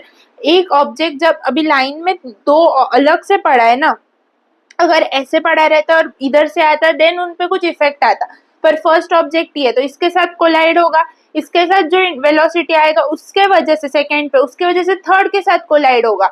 सो वो डिफरेंट आता है। और वो जो केस सब लोग इमेजिन करते हैं कि ऐसा बॉल है और ये ऐसे रहता है और ऐसे बॉल आता है देन वो कुछ अलग स्पीड से जाता, वो अलग चीज हो जाता, correct. I hope this is very clear. Next, two identical balls A and B collide head-on elastically if velocities of A and B before the collision are plus 0.5 meter per second and minus 0.3 meter per second respectively, then their velocities after collision is। दो identical ball है, correct, तो बहुत easy है। ए का क्या हो जाएगा, ए का हो जाएगा पॉजिटिव सॉरी -0.3 हो जाएगा ए का, एंड बी का हो जाएगा positive 0.5, so D is the correct answer. I hope this is very clear. Next, select the false statement. In elastic collision, kinetic energy is not conserved during the collision. ये गलत है। रुको आगे का भी पढ़ लेते। The coefficient of restitution for collision between two steel ball lies between 0 and 1. हाँ, the momentum of a ball colliding elastically with the floor is conserved. हाँ ये भी सही है। In an obliquely elastic collision between two identical bodies with one of them at rest initially, the final velocities are perpendicular. हाँ ये चीज अभी हम लोग आगे सीखेंगे। जब ऑब्लिक कोलिजन होता है ना, ऑब्लिक इलास्टिक कोलिजन, तभी क्या होता है, जो दो ऑब्जेक्ट होते हैं ना वो ऐसे और ऐसे मूव करते हैं और इन दोनों के बीच में 90 डिग्री बनता है। सो ये स्टेटमेंट सही है, तो first is the incorrect one because हमारा काइनेटिक एनर्जी कंजर्व होता है। A body of mass 10 kg moving with speed 3 meter per second collides with another stationary body of 5 kilogram. As a result, the two bodies stick together. The kinetic energy of the composite mass will be. So, हमें kinetic energy ढूंढना है इधर। It's very easy, correct? इधर loss of kinetic energy नहीं ढूंढना, kinetic energy of the composite mass, दोनों का मास साथ में आएगा उसका ढूंढना है। ये चीज क्लियर रखना, यहाँ पे कंफ्यूजन हो सकता है। सो फर्स्ट वी ढूंढना पड़ेगा, करेक्ट, तो 10 into 3 और ये 0 हो जाएगा बिकॉज स्टेशनरी था, प्लस फिर 10 + 5 15, तो v is equal to 2 metre पर सेकेंड आ गया। सो काइनेटिक एनर्जी क्या आ जाएगा, हाफ 10 + 5 15 into 2 का square 4 2 30 joule. A is the correct option. Next, two balls of equal mass have a head-on collision with speed 6 meter per second each. If the coefficient of restitution is 1/3, find the speed of each ball after impact in meter per second. After impact in meter per second. Okay, so formula based है, directly homework कर सकते हो. Homework. Next. A bullet of mass m is moving with a velocity u, strikes a block of mass m at rest and gets embedded in it. The loss of kinetic energy in the impact is. So direct kinetic energy ढूंढ सकते हैं, बहुत easy है. But इधर हमें क्या दिया है, पहले मास ऑफ मूविंग ये दिया है, तो हम लोग को फर्स्ट v ढूंढना पड़ेगा. तो एम यू ये तो 0 हो जाएगा इंटू 0 बाय एम प्लस ये. करेक्ट. ये हमारा हो गया v इज इक्वल टू मिल गया M U by M plus M. फिर हाफ, ये क्या था हमारा, सॉरी इधर हम लोग को ये वाले v का जरूरत ही नहीं. हमारा लॉस इन काइनेटिक एनर्जी क्या होता है, half m1 m2 m1 plus m2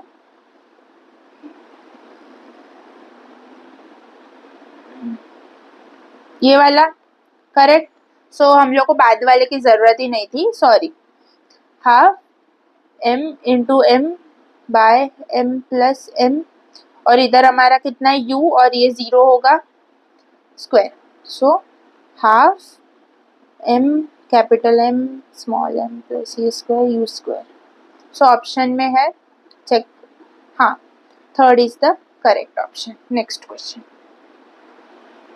A ball moving with velocity 2 meter per second collides head-on with another stationary ball of double mass. If the coefficient of restitution is 0.5, then the velocities after collision is. So v1 v2 ढूंढना पड़ेगा.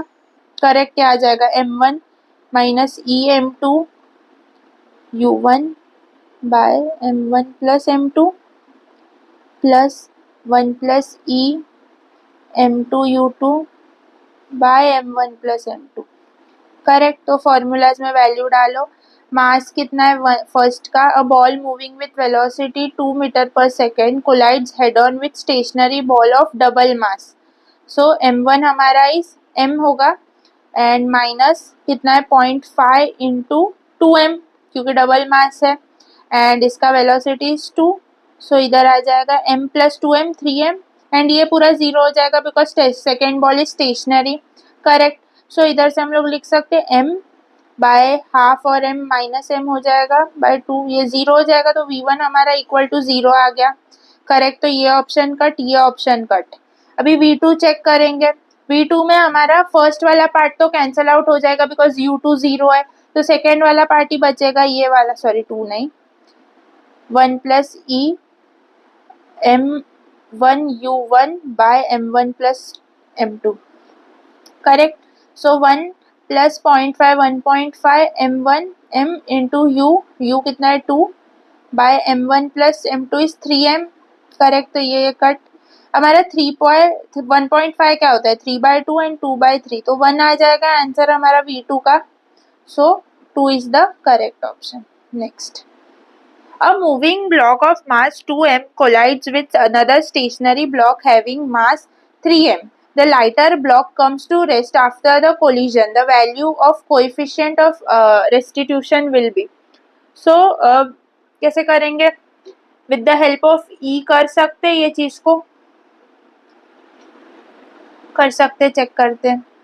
E is equal to a moving block of mass 2m collides with another stationary v1 minus v2, sorry u. इधर हमारा first का कुछ आ जाएगा, मास velocity 0, ये 0 हो जाएगा. The lighter block comes to rest after collision. So हमारा v1 0 हो जाएगा, इधर v2 बचेगा. Then the value of coefficient of restitution is, तो E is equal to v2 by v बोल सकते हैं. सो v2 ढूंढेंगे हम लोग. तो इसमें v2 में हमारा जो फर्स्ट वाला u2 आएगा वो तो 0 हो जाएगा, तो start 1 plus E m1 u1 by m1 plus m2 करना पड़ेगा. तो 1 प्लस ई तो ढूंढना है हमें. m1 कितना है हमारा 2 इंटू v बाय 2 प्लस 3 कितना हो जाता है, 2 प्लस 3 5. सो v2 का वैल्यू इधर ये डाल दो. सो v कट हो जाता है, फिर आ जाएगा फाई E is equal to 2 + 2e, so ये 3e is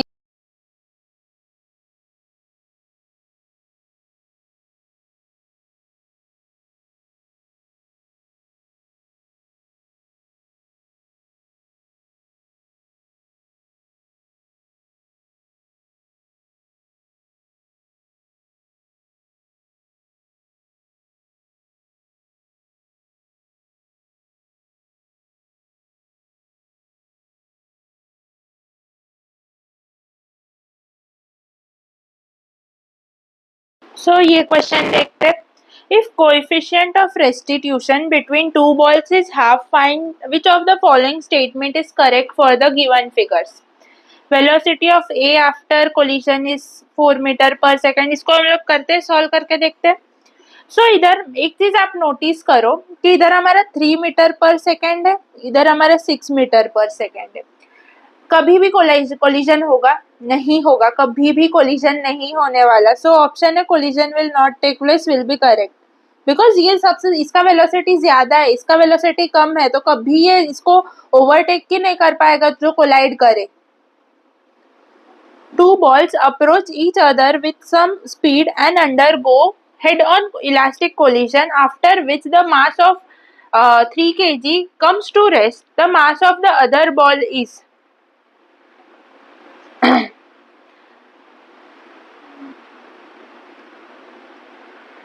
Two balls approach each other with same speed and undergo head-on elastic collision, after which the mass of 3 kg comes to rest.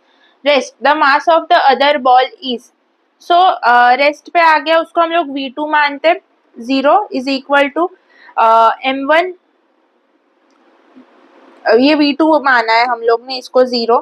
So M2 minus M1 by M1 plus M2 U1 plus M2 2 M1 U1, ये U2 होगा, sorry, M1 plus M2.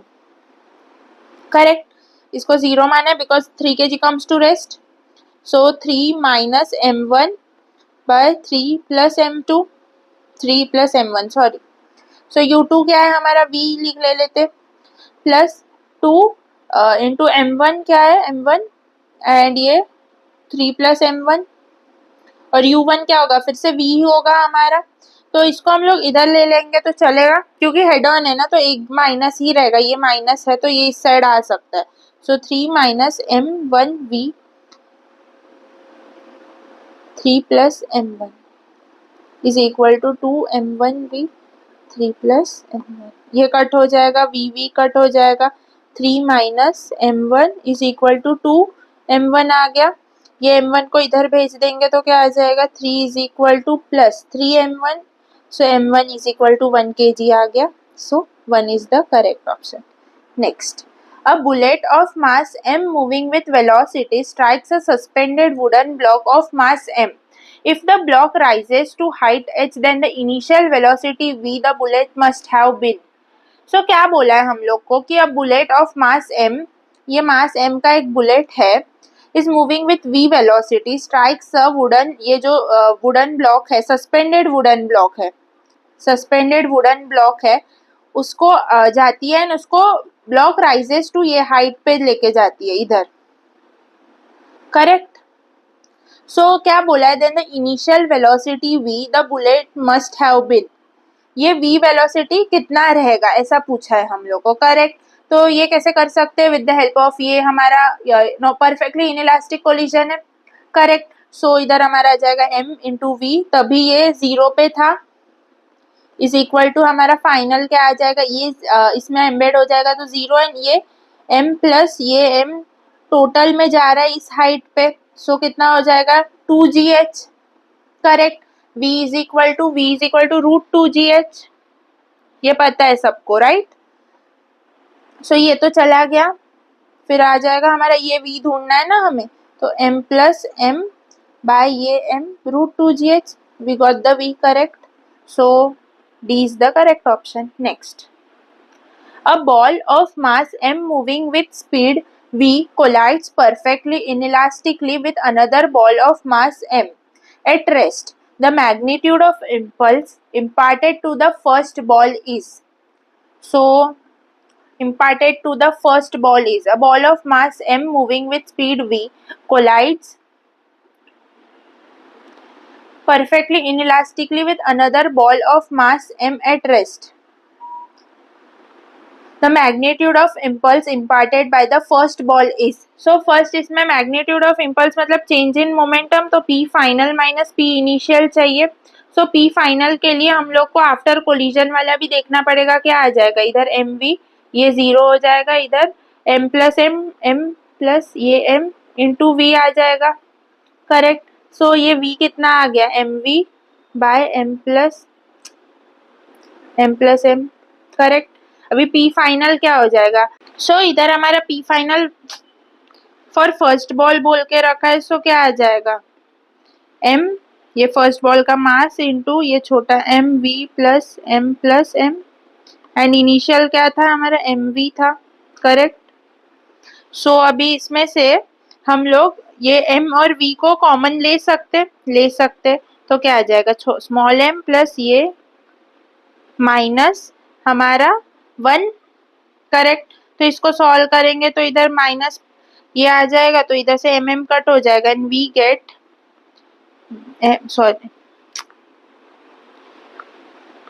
Capital M by m plus small m. Correct. So इधर हमारा आ जाएगा m square by m plus m का v क्या है v.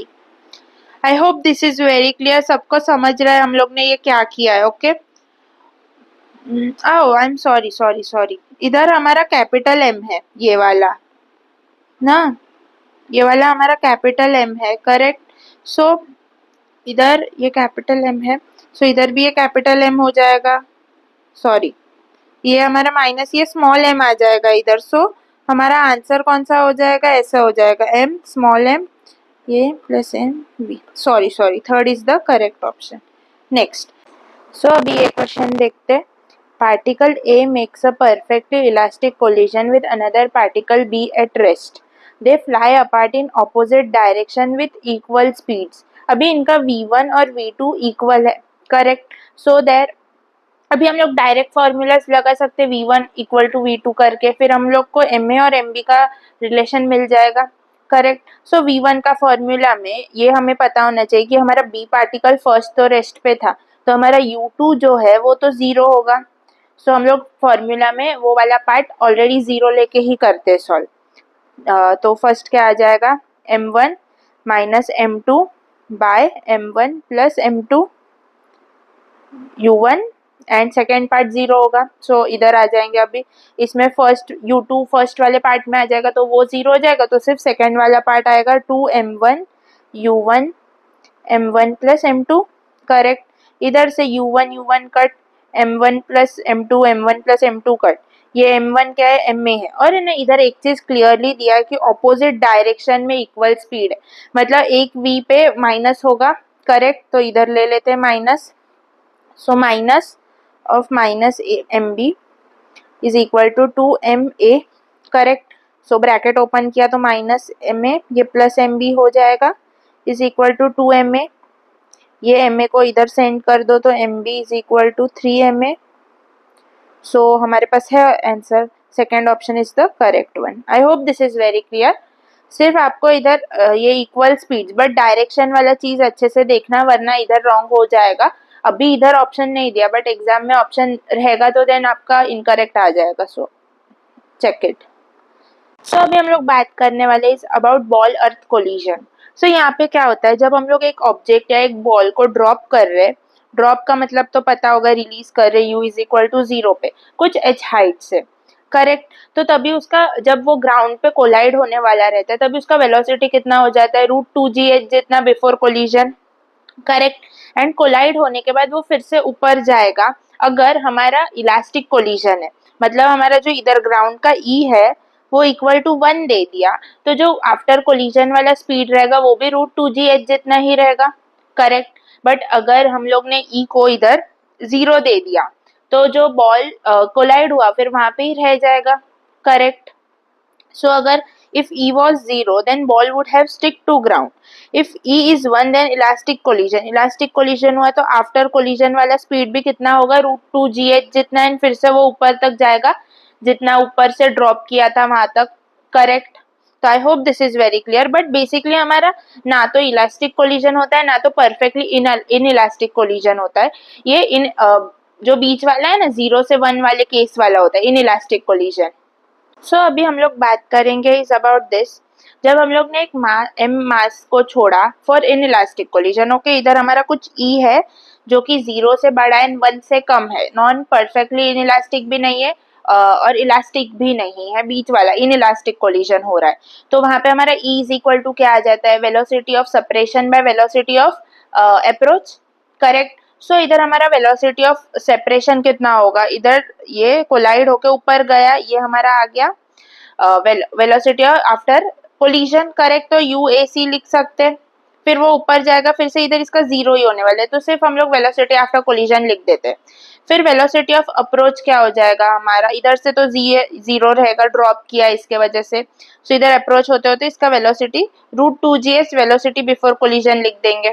Correct. I hope this is very clear. अभी with the help of this हम लोग वेलोसिटी आफ्टर कोलिजन ढूंढ सकते हैं. ये देखो, E into velocity before collision. तो एक ये हमारा फॉर्मूला बन जाता है. हम लोग with the help of this इसका वैल्यू ढूंढ सकते हैं. सो हमारा इधर क्या आ जाएगा, velocity after collision E into √2gh. Correct. फिर अभी हम लोग को है ना क्वेश्चन आता है लॉस इन वेलोसिटी के ऊपर.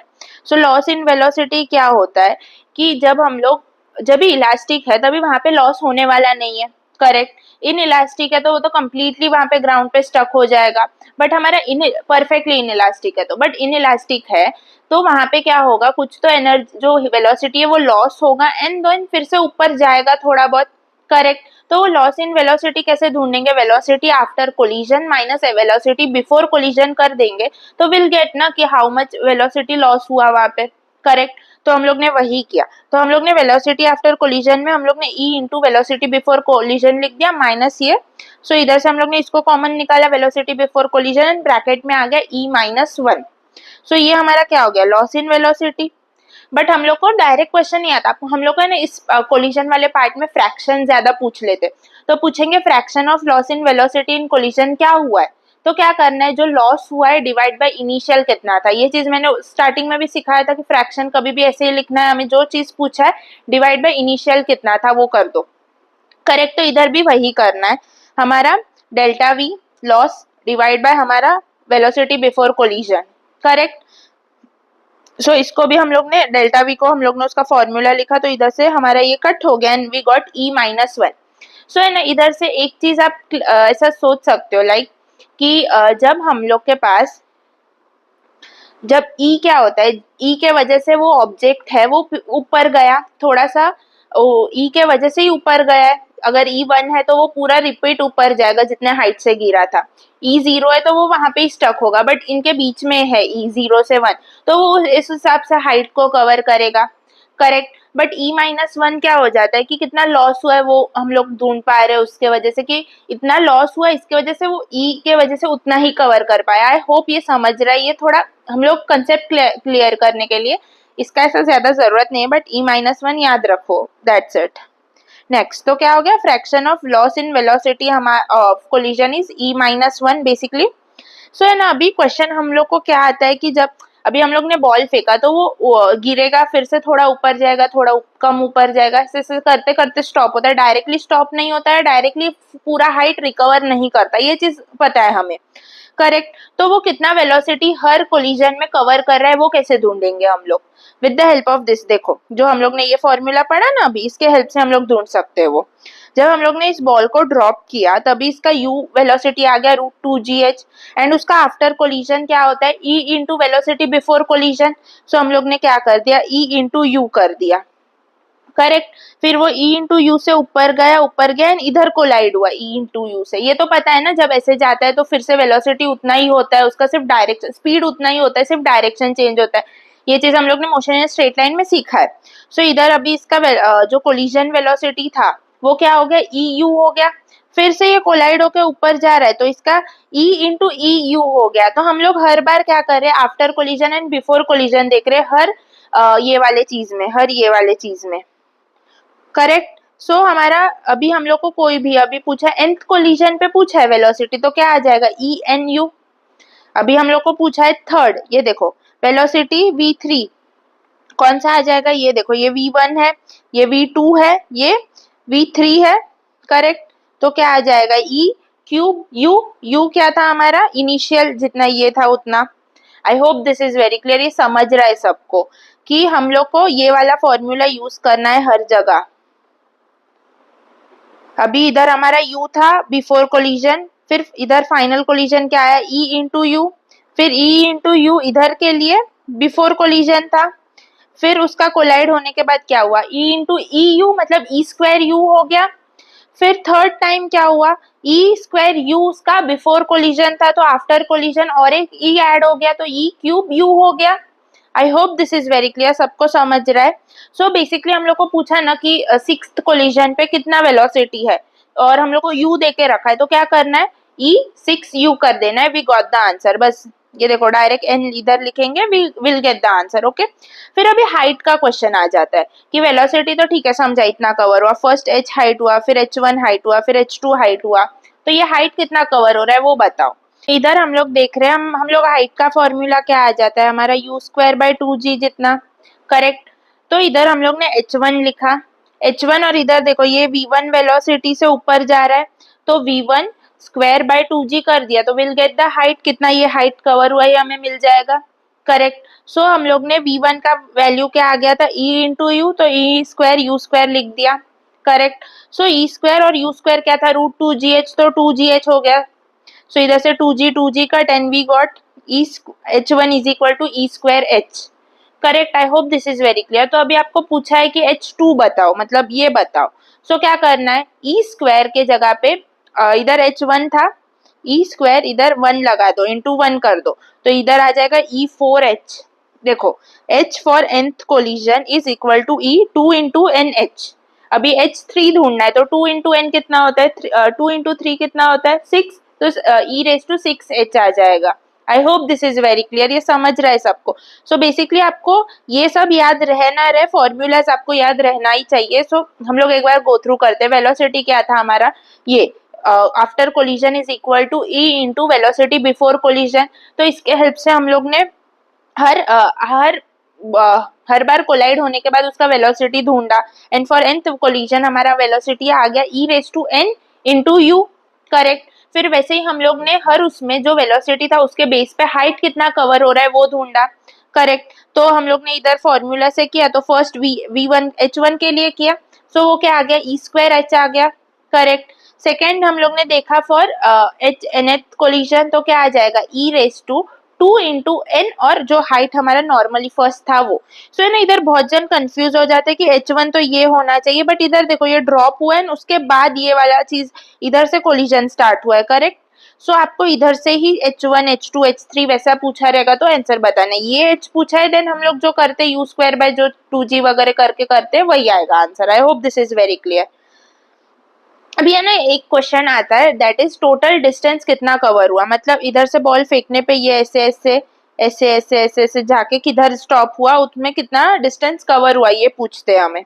सो यहाँ पे क्या करना है, हम लोग जितना भी h है, कितना हाइट कवर हो रहा है वो लिख देंगे। फर्स्ट डिस्टेंस कवर हो रहा है, बेसिकली हाइट नहीं डिस्टेंस। सो इधर फर्स्ट तो हमारा h जितना डिस्टेंस कवर हो रहा है, फिर वो नीचे गिर के ऊपर से फिर से नीचे आ रहा है, तो s से और s से 2 बार हो रहा है। हम लोग जो हाइट ढूंढते हैं, हम लोग हाइट मतलब क्या सिर्फ ये ढूंढते, इधर से ये आफ्टर कोलिजन से 0 तक हम लोग कर देंगे तो will get the height, correct. But यहाँ पे हम लोग को चाहिए डिस्टेंस कितना कवर हुआ, तो मतलब हम लोग इधर से पूरा इधर तक आएंगे तभी का डिस्टेंस चाहिए, तो इंटू 2 कर देंगे। So 2 e square h, 2 e square e raise to 4h, फिर 2 ई raise to 6h। I hope this is very clear.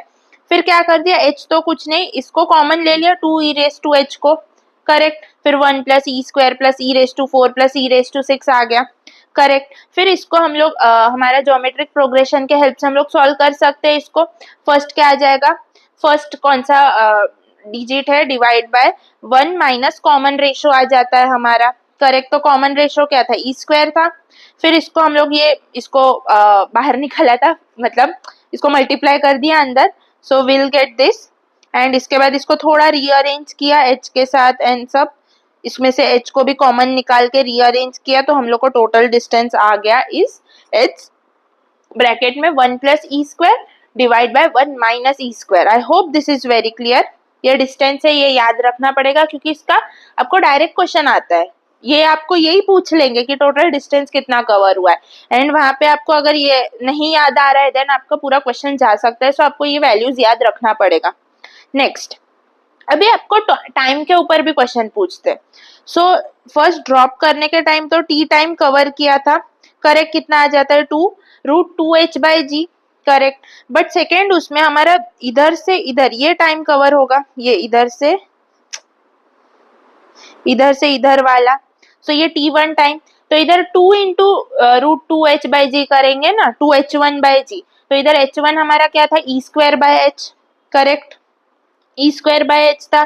So e को कॉमन निकाल दिया बाहर, सो 2e√2h/g। तो ऐसे लिख सकते हैं t1 is equal to 2e n times is equal to t for n nth।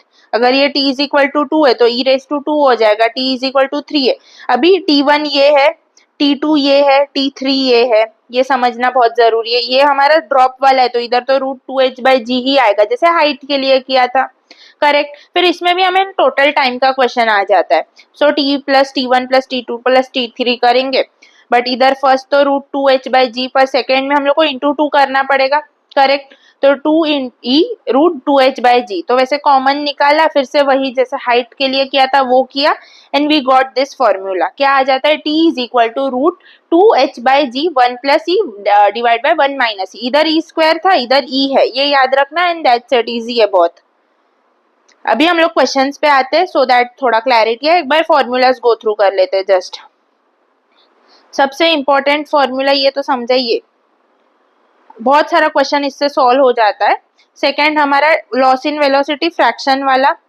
Third हमारा वीएनथ कोलिजन के लिए, एचएनथ कोलिजन के लिए total distance covered, time nth for nth collision. And याद रखना स्टार्टिंग वाला ड्रॉप केस होगा उसके बाद काउंट होता है t1 t2 h1 h2। I hope this is very clear. फिर हमारा टोटल टाइम कितना लग रहा है वो याद रखना है। एंड अभी क्वेश्चंस करते हैं। A ball is dropped from height h, if the coefficient of restitution is e, then to what extent will the height rise after jumping twice from the ground? क्या पूछा है, ball is dropped from h height, correct. इधर coefficient of restitution are e है, then to what extent will the height rise after jumping twice from the ground.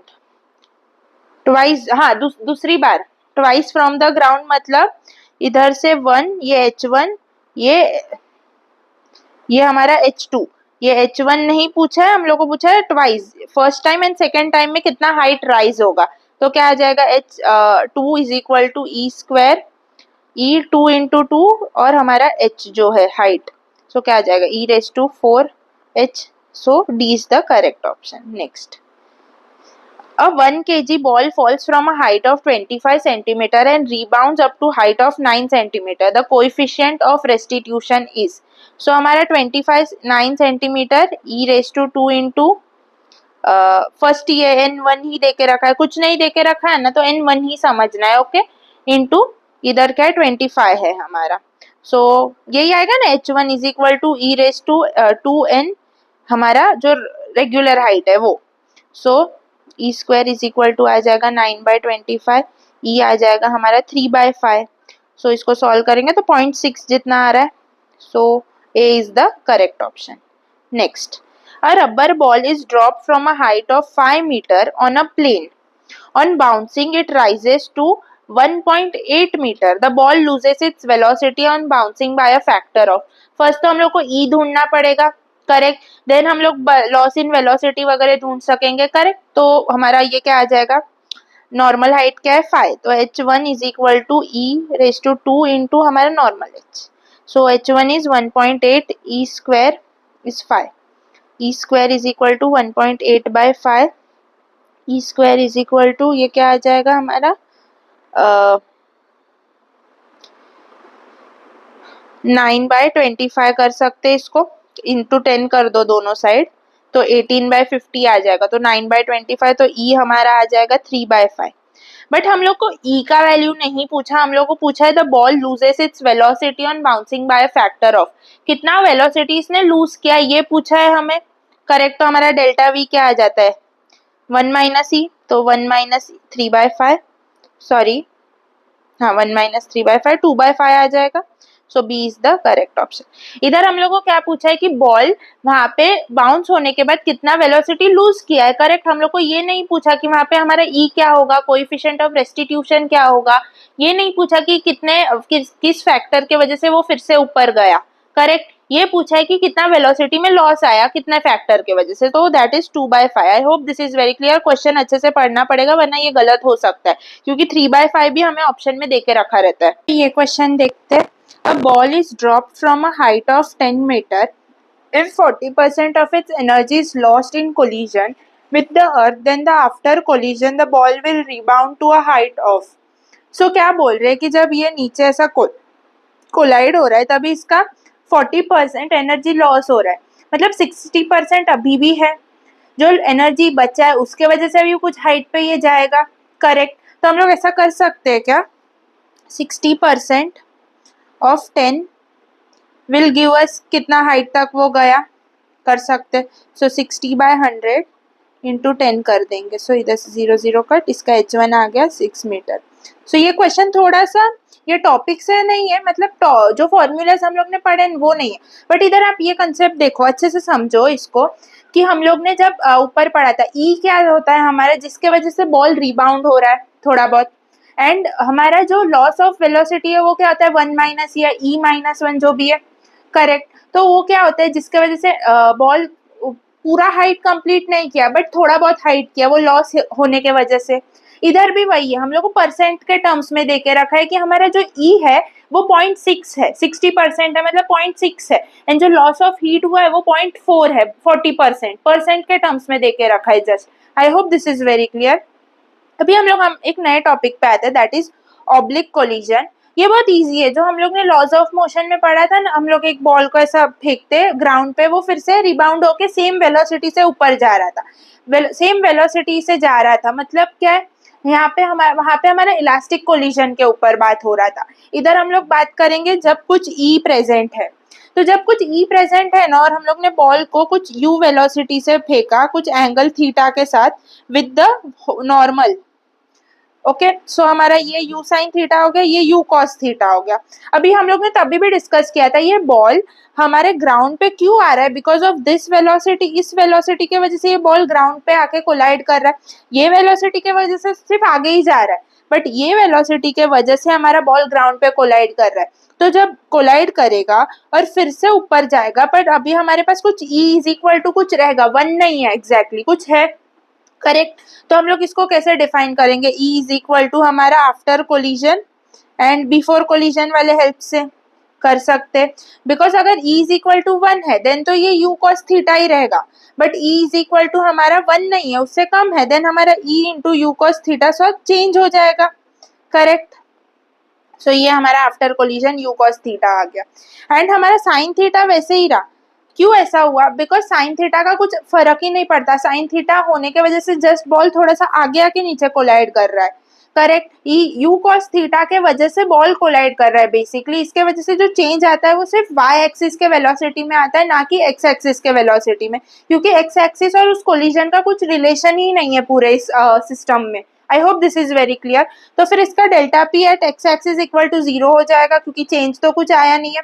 Correct, delta P at Y axis क्या हो जाएगा, m is equal to V final minus V initial, that is E U cos theta minus U cos theta. Correct, तो इसको ऐसे लिख सकते हैं m cos theta E+1, इधर देखो ये माइनस आ जाएगा बिकॉज ये नेगेटिव में है। करेक्ट, तो माइनस माइनस प्लस हो जाता है, E+1 हो जाएगा इधर। आई hope this is very clear. फिर हम लोग ने वी फाइनल वी इनिशियल लिखा, जस्ट दैट, वो तो पता है कैसे लिखना है। एंड ये जो सबसे इंपॉर्टेंट चीज है ये है tan अल्फा। अभी हम लोग ने क्या किया, ये हम लोग को स्पीड मिल गया, फिर हम लोग ने इधर एक एंगल दे दिया अल्फा नाम का, बिकॉज थीटा तो होगा नहीं, अगर थीटा होता ये एंगल डिफरेंस देन तो वो एग्जैक्टली सेम स्पीड को वेलोसिटी को रिपीट करता, बट ऐसा नहीं है। करेक्ट, तो यहाँ पे अल्फा एंगल दे दिया, तो अल्फा एंगल क्या आ जाएगा, tan alpha is equal to U sine theta by E U cos theta, correct. तो tan अल्फा को लिख सकते हैं tan थीटा बाई ई लिख सकते हैं। एंड इधर याद रखना कि हमारा अल्फा अभी हम लोग ने इस साइड लिया है, अगर इधर लिया है देन हमारा क्या हो जाएगा, ई tan थीटा हो जाएगा, करेक्ट। तो ये याद रखना, अल्फा के पोजीशन पे हमारा ये फॉर्मूला डिपेंड करता है। तो ये फॉर्मूला जब भी अल्फा जो दिया है उसके ऊपर करना, अगर अल्फा बोल के रखा है कि हम लोग ने वाई एक्सिस के से लिया है तो देन इधर आ जाएगा। सो हमारा चेंज हो जाएगा formula, tan alpha is equal to E tan theta हो जाएगा, correct. I hope this is very clear. इसको अभी क्वेश्चंस के थ्रू समझते। बस इधर एक चीज याद रखना है, हमारा एक्स एक्सिस में वेलोसिटी चेंज नहीं होता, वाई एक्सिस में ई इंटू जो भी है हमारा नॉर्मल जो वेलोसिटी पहले था इंटू ई कर देंगे तो विल गेट आफ्टर कोलिजन वाला वेलोसिटी। एंड ये चेंज इन मोमेंटम याद रखना है, दैट्स इट। और ये वाला एक फॉर्मूला, बस इसमें एंगल ये याद रखना वरना गलत हो सकता है, ओके। सो क्वेश्चन करते। A ball of mass m moving with speed u collides with a smooth horizontal surface at angle theta with it as shown in the figure. Shown figure मतलब जो ऊपर था वही। The magnitude of impulse imparted to surface by ball is, magnitude of impulse मतलब change in momentum। सो क्या था, हम लोग ने अब भी पढ़ा M U plus one cos theta 1 plus E, so 1 is the correct answer. collides with a smooth horizontal surface at angle theta। अभी थीटा एक्चुअली इधर हम लोग के पास फिगर में डायग्राम नहीं है, अगर थीटा इधर से है देन ये राइट है, बट अगर थीटा इधर से देन हम लोग को चेक करना पड़ेगा। सो अभी के लिए हम लोग थीटा इधर से ही मान रहे हैं, okay. Next, a ball is thrown onto a floor at an angle if its velocity vector is this and restitution of coefficient is this, then the velocity by which it rebounds is। So हमारा i cap वाला तो same ही रहेगा, तो 4 i cap, देखो इधर ये i cap इस direction में, इधर भी ये डायरेक्शन है तो माइनस का भी नहीं है, सो ये दोनों तो कैंसिल ऑफ कोर्स। अभी हमारा सेकेंड वाला कैसे आ जाएगा, ई यू कॉस थीटा कर देंगे तो विल गेट आफ्टर कोलिजन वाला स्पीड। सो ई क्या है हमारा 2/3 एंड आफ्टर को ये क्या है -3 है, सो ये कट तो आ जाएगा -2j क्या, so B is the correct option. I hope this is very clear. Next, ये दूसरा टॉपिक का रिलेटेड क्वेश्चन है, इस पे आज तक नीट में आया नहीं है क्वेश्चन, ये वाले टॉपिक पे आया है तो बस इलास्टिक कोलिजन के लिए। सो बस आपको एक बार याद कर लो, फॉर्मूलाज ध्यान रखो and it's okay. Next, a moving block of mass m collides with another stationary block having mass 4m। ये m मूविंग, ये 4m 0, u2 इज इक्वल, ये u1 इज इक्वल टू कुछ v दे देते। The lighter block comes to rest after collision, तो ये rest पे आ जाएगा, v1 is equal to 0। When the initial velocity of the lighter block is v, then the value of the coefficient of restitution will be। so first हम लोग को इधर है ना v2 ढूंढना पड़ेगा and then हम लोग with the help of e ढूंढ सकते हैं, क्या आ जाएगा v2 minus v1 u1 minus u2 करके। so v2 कैसे ढूंढेंगे, बहुत इजी है। फर्स्ट हमारा u2 तो 0 हो जाएगा तो directly 2m v bye 5m कर सकते हैं, mm कट तो हमारा क्या आ जाएगा 2/5, बिकॉज फर्स्ट u2 जो रहेगा फॉर्मूला में वो तो इक्वल टू 0 है तो पूरा टर्म ही 0 हो रहा है, तो सेकेंड पार्टी हमें लेना है, करेक्ट। सो v2 भी मिल गया हमें, तो डायरेक्टली ये फॉर्मूला यूज करो, 2v/5, v1 इज 0, ये देखो v1 is 0 divide by u1 is v and ये फिर से 0 है तो हमारा v कट, सो e हमारा आ जाएगा 2/5।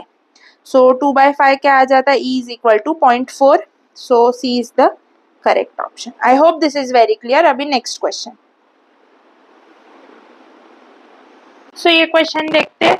अ bullet of mass 10 gram moving horizontally with velocity of 400 metre पर सेकेंड, 10 ग्राम 400 मीटर पर second, strikes a wooden block of mass 2 kg which is suspended by an inextensible string of length 5 meter 2 kg। As a result, the center of the gravity of block was found to rise at a vertical distance of 10 centimeter। The speed of the bullet after it merges horizontally from the block will be। So क्या बोल रहे कि ये इधर तक आया, height कितना 10 centimetre, जब इधर से ब्लॉक ऐसे गया, ये बुलेट ऐसे गया, और फिर पूछा है कि बुलेट का स्पीड क्या होगा जब वो ब्लॉक से निकलेगा, तभी वेलोसिटी पूछा है ये वाला। सो ये कैसे ढूंढेंगे, with the help of our momentum conservation. So m into V directly conserve करते हैं हम लोग। 10 इंटू 10⁻³ इंटू 400 प्लस 0 रहेगा तभी ब्लॉक का स्पीड। फिर आ जाएगा हमारा इसका कितना 10 से हुआ। सो क्या हम लोग क्या कहते हैं mv is equal to √2gh। So m कितना है 2 √2 इंटू 10 इंटू h कितना है 10 सेंटीमीटर है। सो इसको हम लोग को मीटर में कन्वर्ट करना पड़ेगा तो 10⁻² प्लस m कितना है हमारा 10⁻²। 10 इंटू ये n इंटू v करना है, वेलोसिटी तो ढूंढना है, करेक्ट। सो इधर क्या आ जाएगा 4 आ जाएगा, ये कट 0 इज इक्वल टू 2। इधर से 10 10 10⁻² तो 2√2 प्लस 10⁻² इंटू v, करेक्ट। तो 4 माइनस 2√2 कर सकते is equal to 10⁻v। So 2 into 2√2 is √2 is 1.4. So 2.8 basically तो 1.2 is equal to 10⁻² by v। तो v आ जाएगा हमारा 1.2 by 10⁻²। सो ये 2 ऊपर जाएगा तो कितना v is equal to 120 metre पर सेकेंड हो जाएगा। So C is the correct option. I hope this is very clear. Just इसमें लैंग्वेज डिफिकल्ट है, वरना बहुत इजी क्वेश्चन है, जस्ट मोमेंटम कंजर्व करना है, दैट्स इट। अभी हम लोग आते हैं ये टॉपिक पे जो कि नॉट सो इम्पोर्टेंट टॉपिक है, बट स्टिल एक बार बात कर लेते हैं।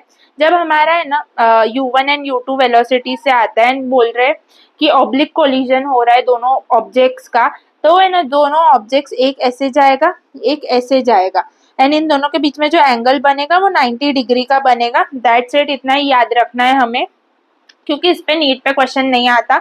एंड ये जो डिस्टेंस होता है ना इनके सेंटर और इसके सेंटर के बीच का, उसको हम लोग b बोल देते हैं, that is impact parameter, perpendicular distance between velocity vectors, that's it. ये इसमें x को कंजर्व किया, फिर y को कंजर्व किया, फिर हमें स्पेशल केस बताया जिसमें m और m1 m2 दोनों अगर सेम है और हमारा u2 ये जो है वो 0 है, तो देन हम लोग with the help of Pythagoras theorem v1 का स्क्वायर प्लस v2 का square is gives us u1 का स्क्वायर, तो इससे हम लोग ढूंढ सकते हैं। एंड हमारा एंगल बेसिकली याद रखना है, इन दोनों का जो कोलिजन होके जो सेंटर से एंगल बनेगा नहीं है उसको याद रखना बहुत जरूरी है क्योंकि इन दोनों का addition will be 90 degree. That's it, हम लोग को इतना ही याद रखना है इस वाले चीज में। एंड आई ऑल्सो सजेस्ट कि ये वाला बहुत जन पूरा सिखाने को बैठते पर नीट में नहीं आएगा, आज तक नहीं आया, आगे भी नहीं आने वाला। ओके, सो अभी ये क्वेश्चन करते। 2 balls of equal masses m each undergo oblique collision. If collision is perfectly elastic, then the angle between their velocities will be π/2, 90 degree. ये इतना ही याद रखना है हमें इसमें। फिर ये a particle of mass m moving eastward with a speed v collides with another particle of the same mass moving northward with the same speed v. The two particles collision. The new particle of the mass 2m will move in a northeasterly direction with a velocity of। क्या बोला है, एक हमारा मास m था जो कि east में जा रहा था विथ वेलोसिटी कुछ v, एंड दूसरा मास m जो नॉर्थ में जा रहा था विथ वेलोसिटी v। दोनों पार्टिकल्स कोलाइड हुए, new particle of mass 2m, मतलब ये दोनों ज्वाइन हो गए, non elastic collision sorry perfectly inelastic collision हो गया। एंड फिर उनका वेलोसिटी क्या होगा इतना ही पूछा है, तो इधर डायरेक्शंस को याद रख के हम लोग को वेलोसिटी का आंसर लाना है। सो हमारा mv i cap plus mv j cap will give us 2m का v का वेलोसिटी, v जो हमें ढूंढना है, करेक्ट। सो ये क्या आ जाएगा mv√2 is equal to 2m, तो m कट, करेक्ट। तो हमारा आ जाएगा v is equal to v/√2/2, तो हमारा v आ जाएगा v/√2। So C is the correct option. I hope this is very clear. ये बहुत इजी क्वेश्चन था, बस इसको है ना ये वाला चीज से कनेक्ट कर देते हैं, बहुत जन ये वाले चीज से कनेक्ट करके आंसर लाते हैं, जो कि नहीं है। हम लोग को जस्ट डायरेक्शंस दिया है इधर एंड बोल दिया है कि दोनों मास साथ में, न्यू पार्टिकल जो 2m मास का बन रहा है वो ऑलरेडी बता के रखा है, नॉर्थ ईस्टर्ली डायरेक्शन में जा रहा है, सिर्फ वेलोसिटी ढूंढना है। इधर सिर्फ वेक्टर का यूज करना है बिकॉज इधर डायरेक्शन आ जा रहा है अपने पास, इसके वजह से। ये PYQ है, ओके। और एक PYQ है ये, 2 spheres of A and B of masses m1 and m2 respectively collide. A is at rest initially and B is moving with velocity v at x-axis. तो A रेस्ट पे है, B of course पीछे रहेगा, velocity v से आगे जा रहा है, correct? So after collision, B has a velocity v2 in a direction perpendicular to the original direction. मतलब ये ओरिजिनल डायरेक्शन था, B अभी इस डायरेक्शन में v2 वेलोसिटी के साथ जा रहा है एंड बोला है the mass A moves after the collision in the direction. So अभी इधर ये A ऐसे जा रहा है, फिर A कुछ इस डायरेक्शन में जाता है, कुछ थीटा एंगल से, करेक्ट? बिकॉज ये आप इमेजिन करो, अगर कोलिजन हो रहा है, एक ऑब्जेक्ट ऐसे जा रहा है तो एक ऐसे जाएगा या ऐसे जाएगा स्ट्रेट, वो एंगल कितना है वो हमें ढूंढना है. तो this is homework. I want कि आप ये एंगल ढूंढो और next lecture that is centre of mass वाले लेक्चर में फर्स्ट हम लोग ये क्वेश्चन डिस्कस करेंगे and then will talk about centre of mass. So till then bye bye. I hope आप सबको सब समझा है. नहीं समझा तो यू कैन मैसेज मी. आपको पता है टेलीग्राम पे मैसेज करो, कमेंट करो, इंस्टा पे डीएम करो, आप किधर भी पूछो कि ये प्रॉब्लम हो रहा है हमें, आपका ये चीज नहीं समझा. I will definitely repeat in the next class. So बस आप एक बार बताओ कि ये प्रॉब्लम हो रहा है. I will definitely try to tackle it. Okay, so till then bye bye. Will meet you in the next part.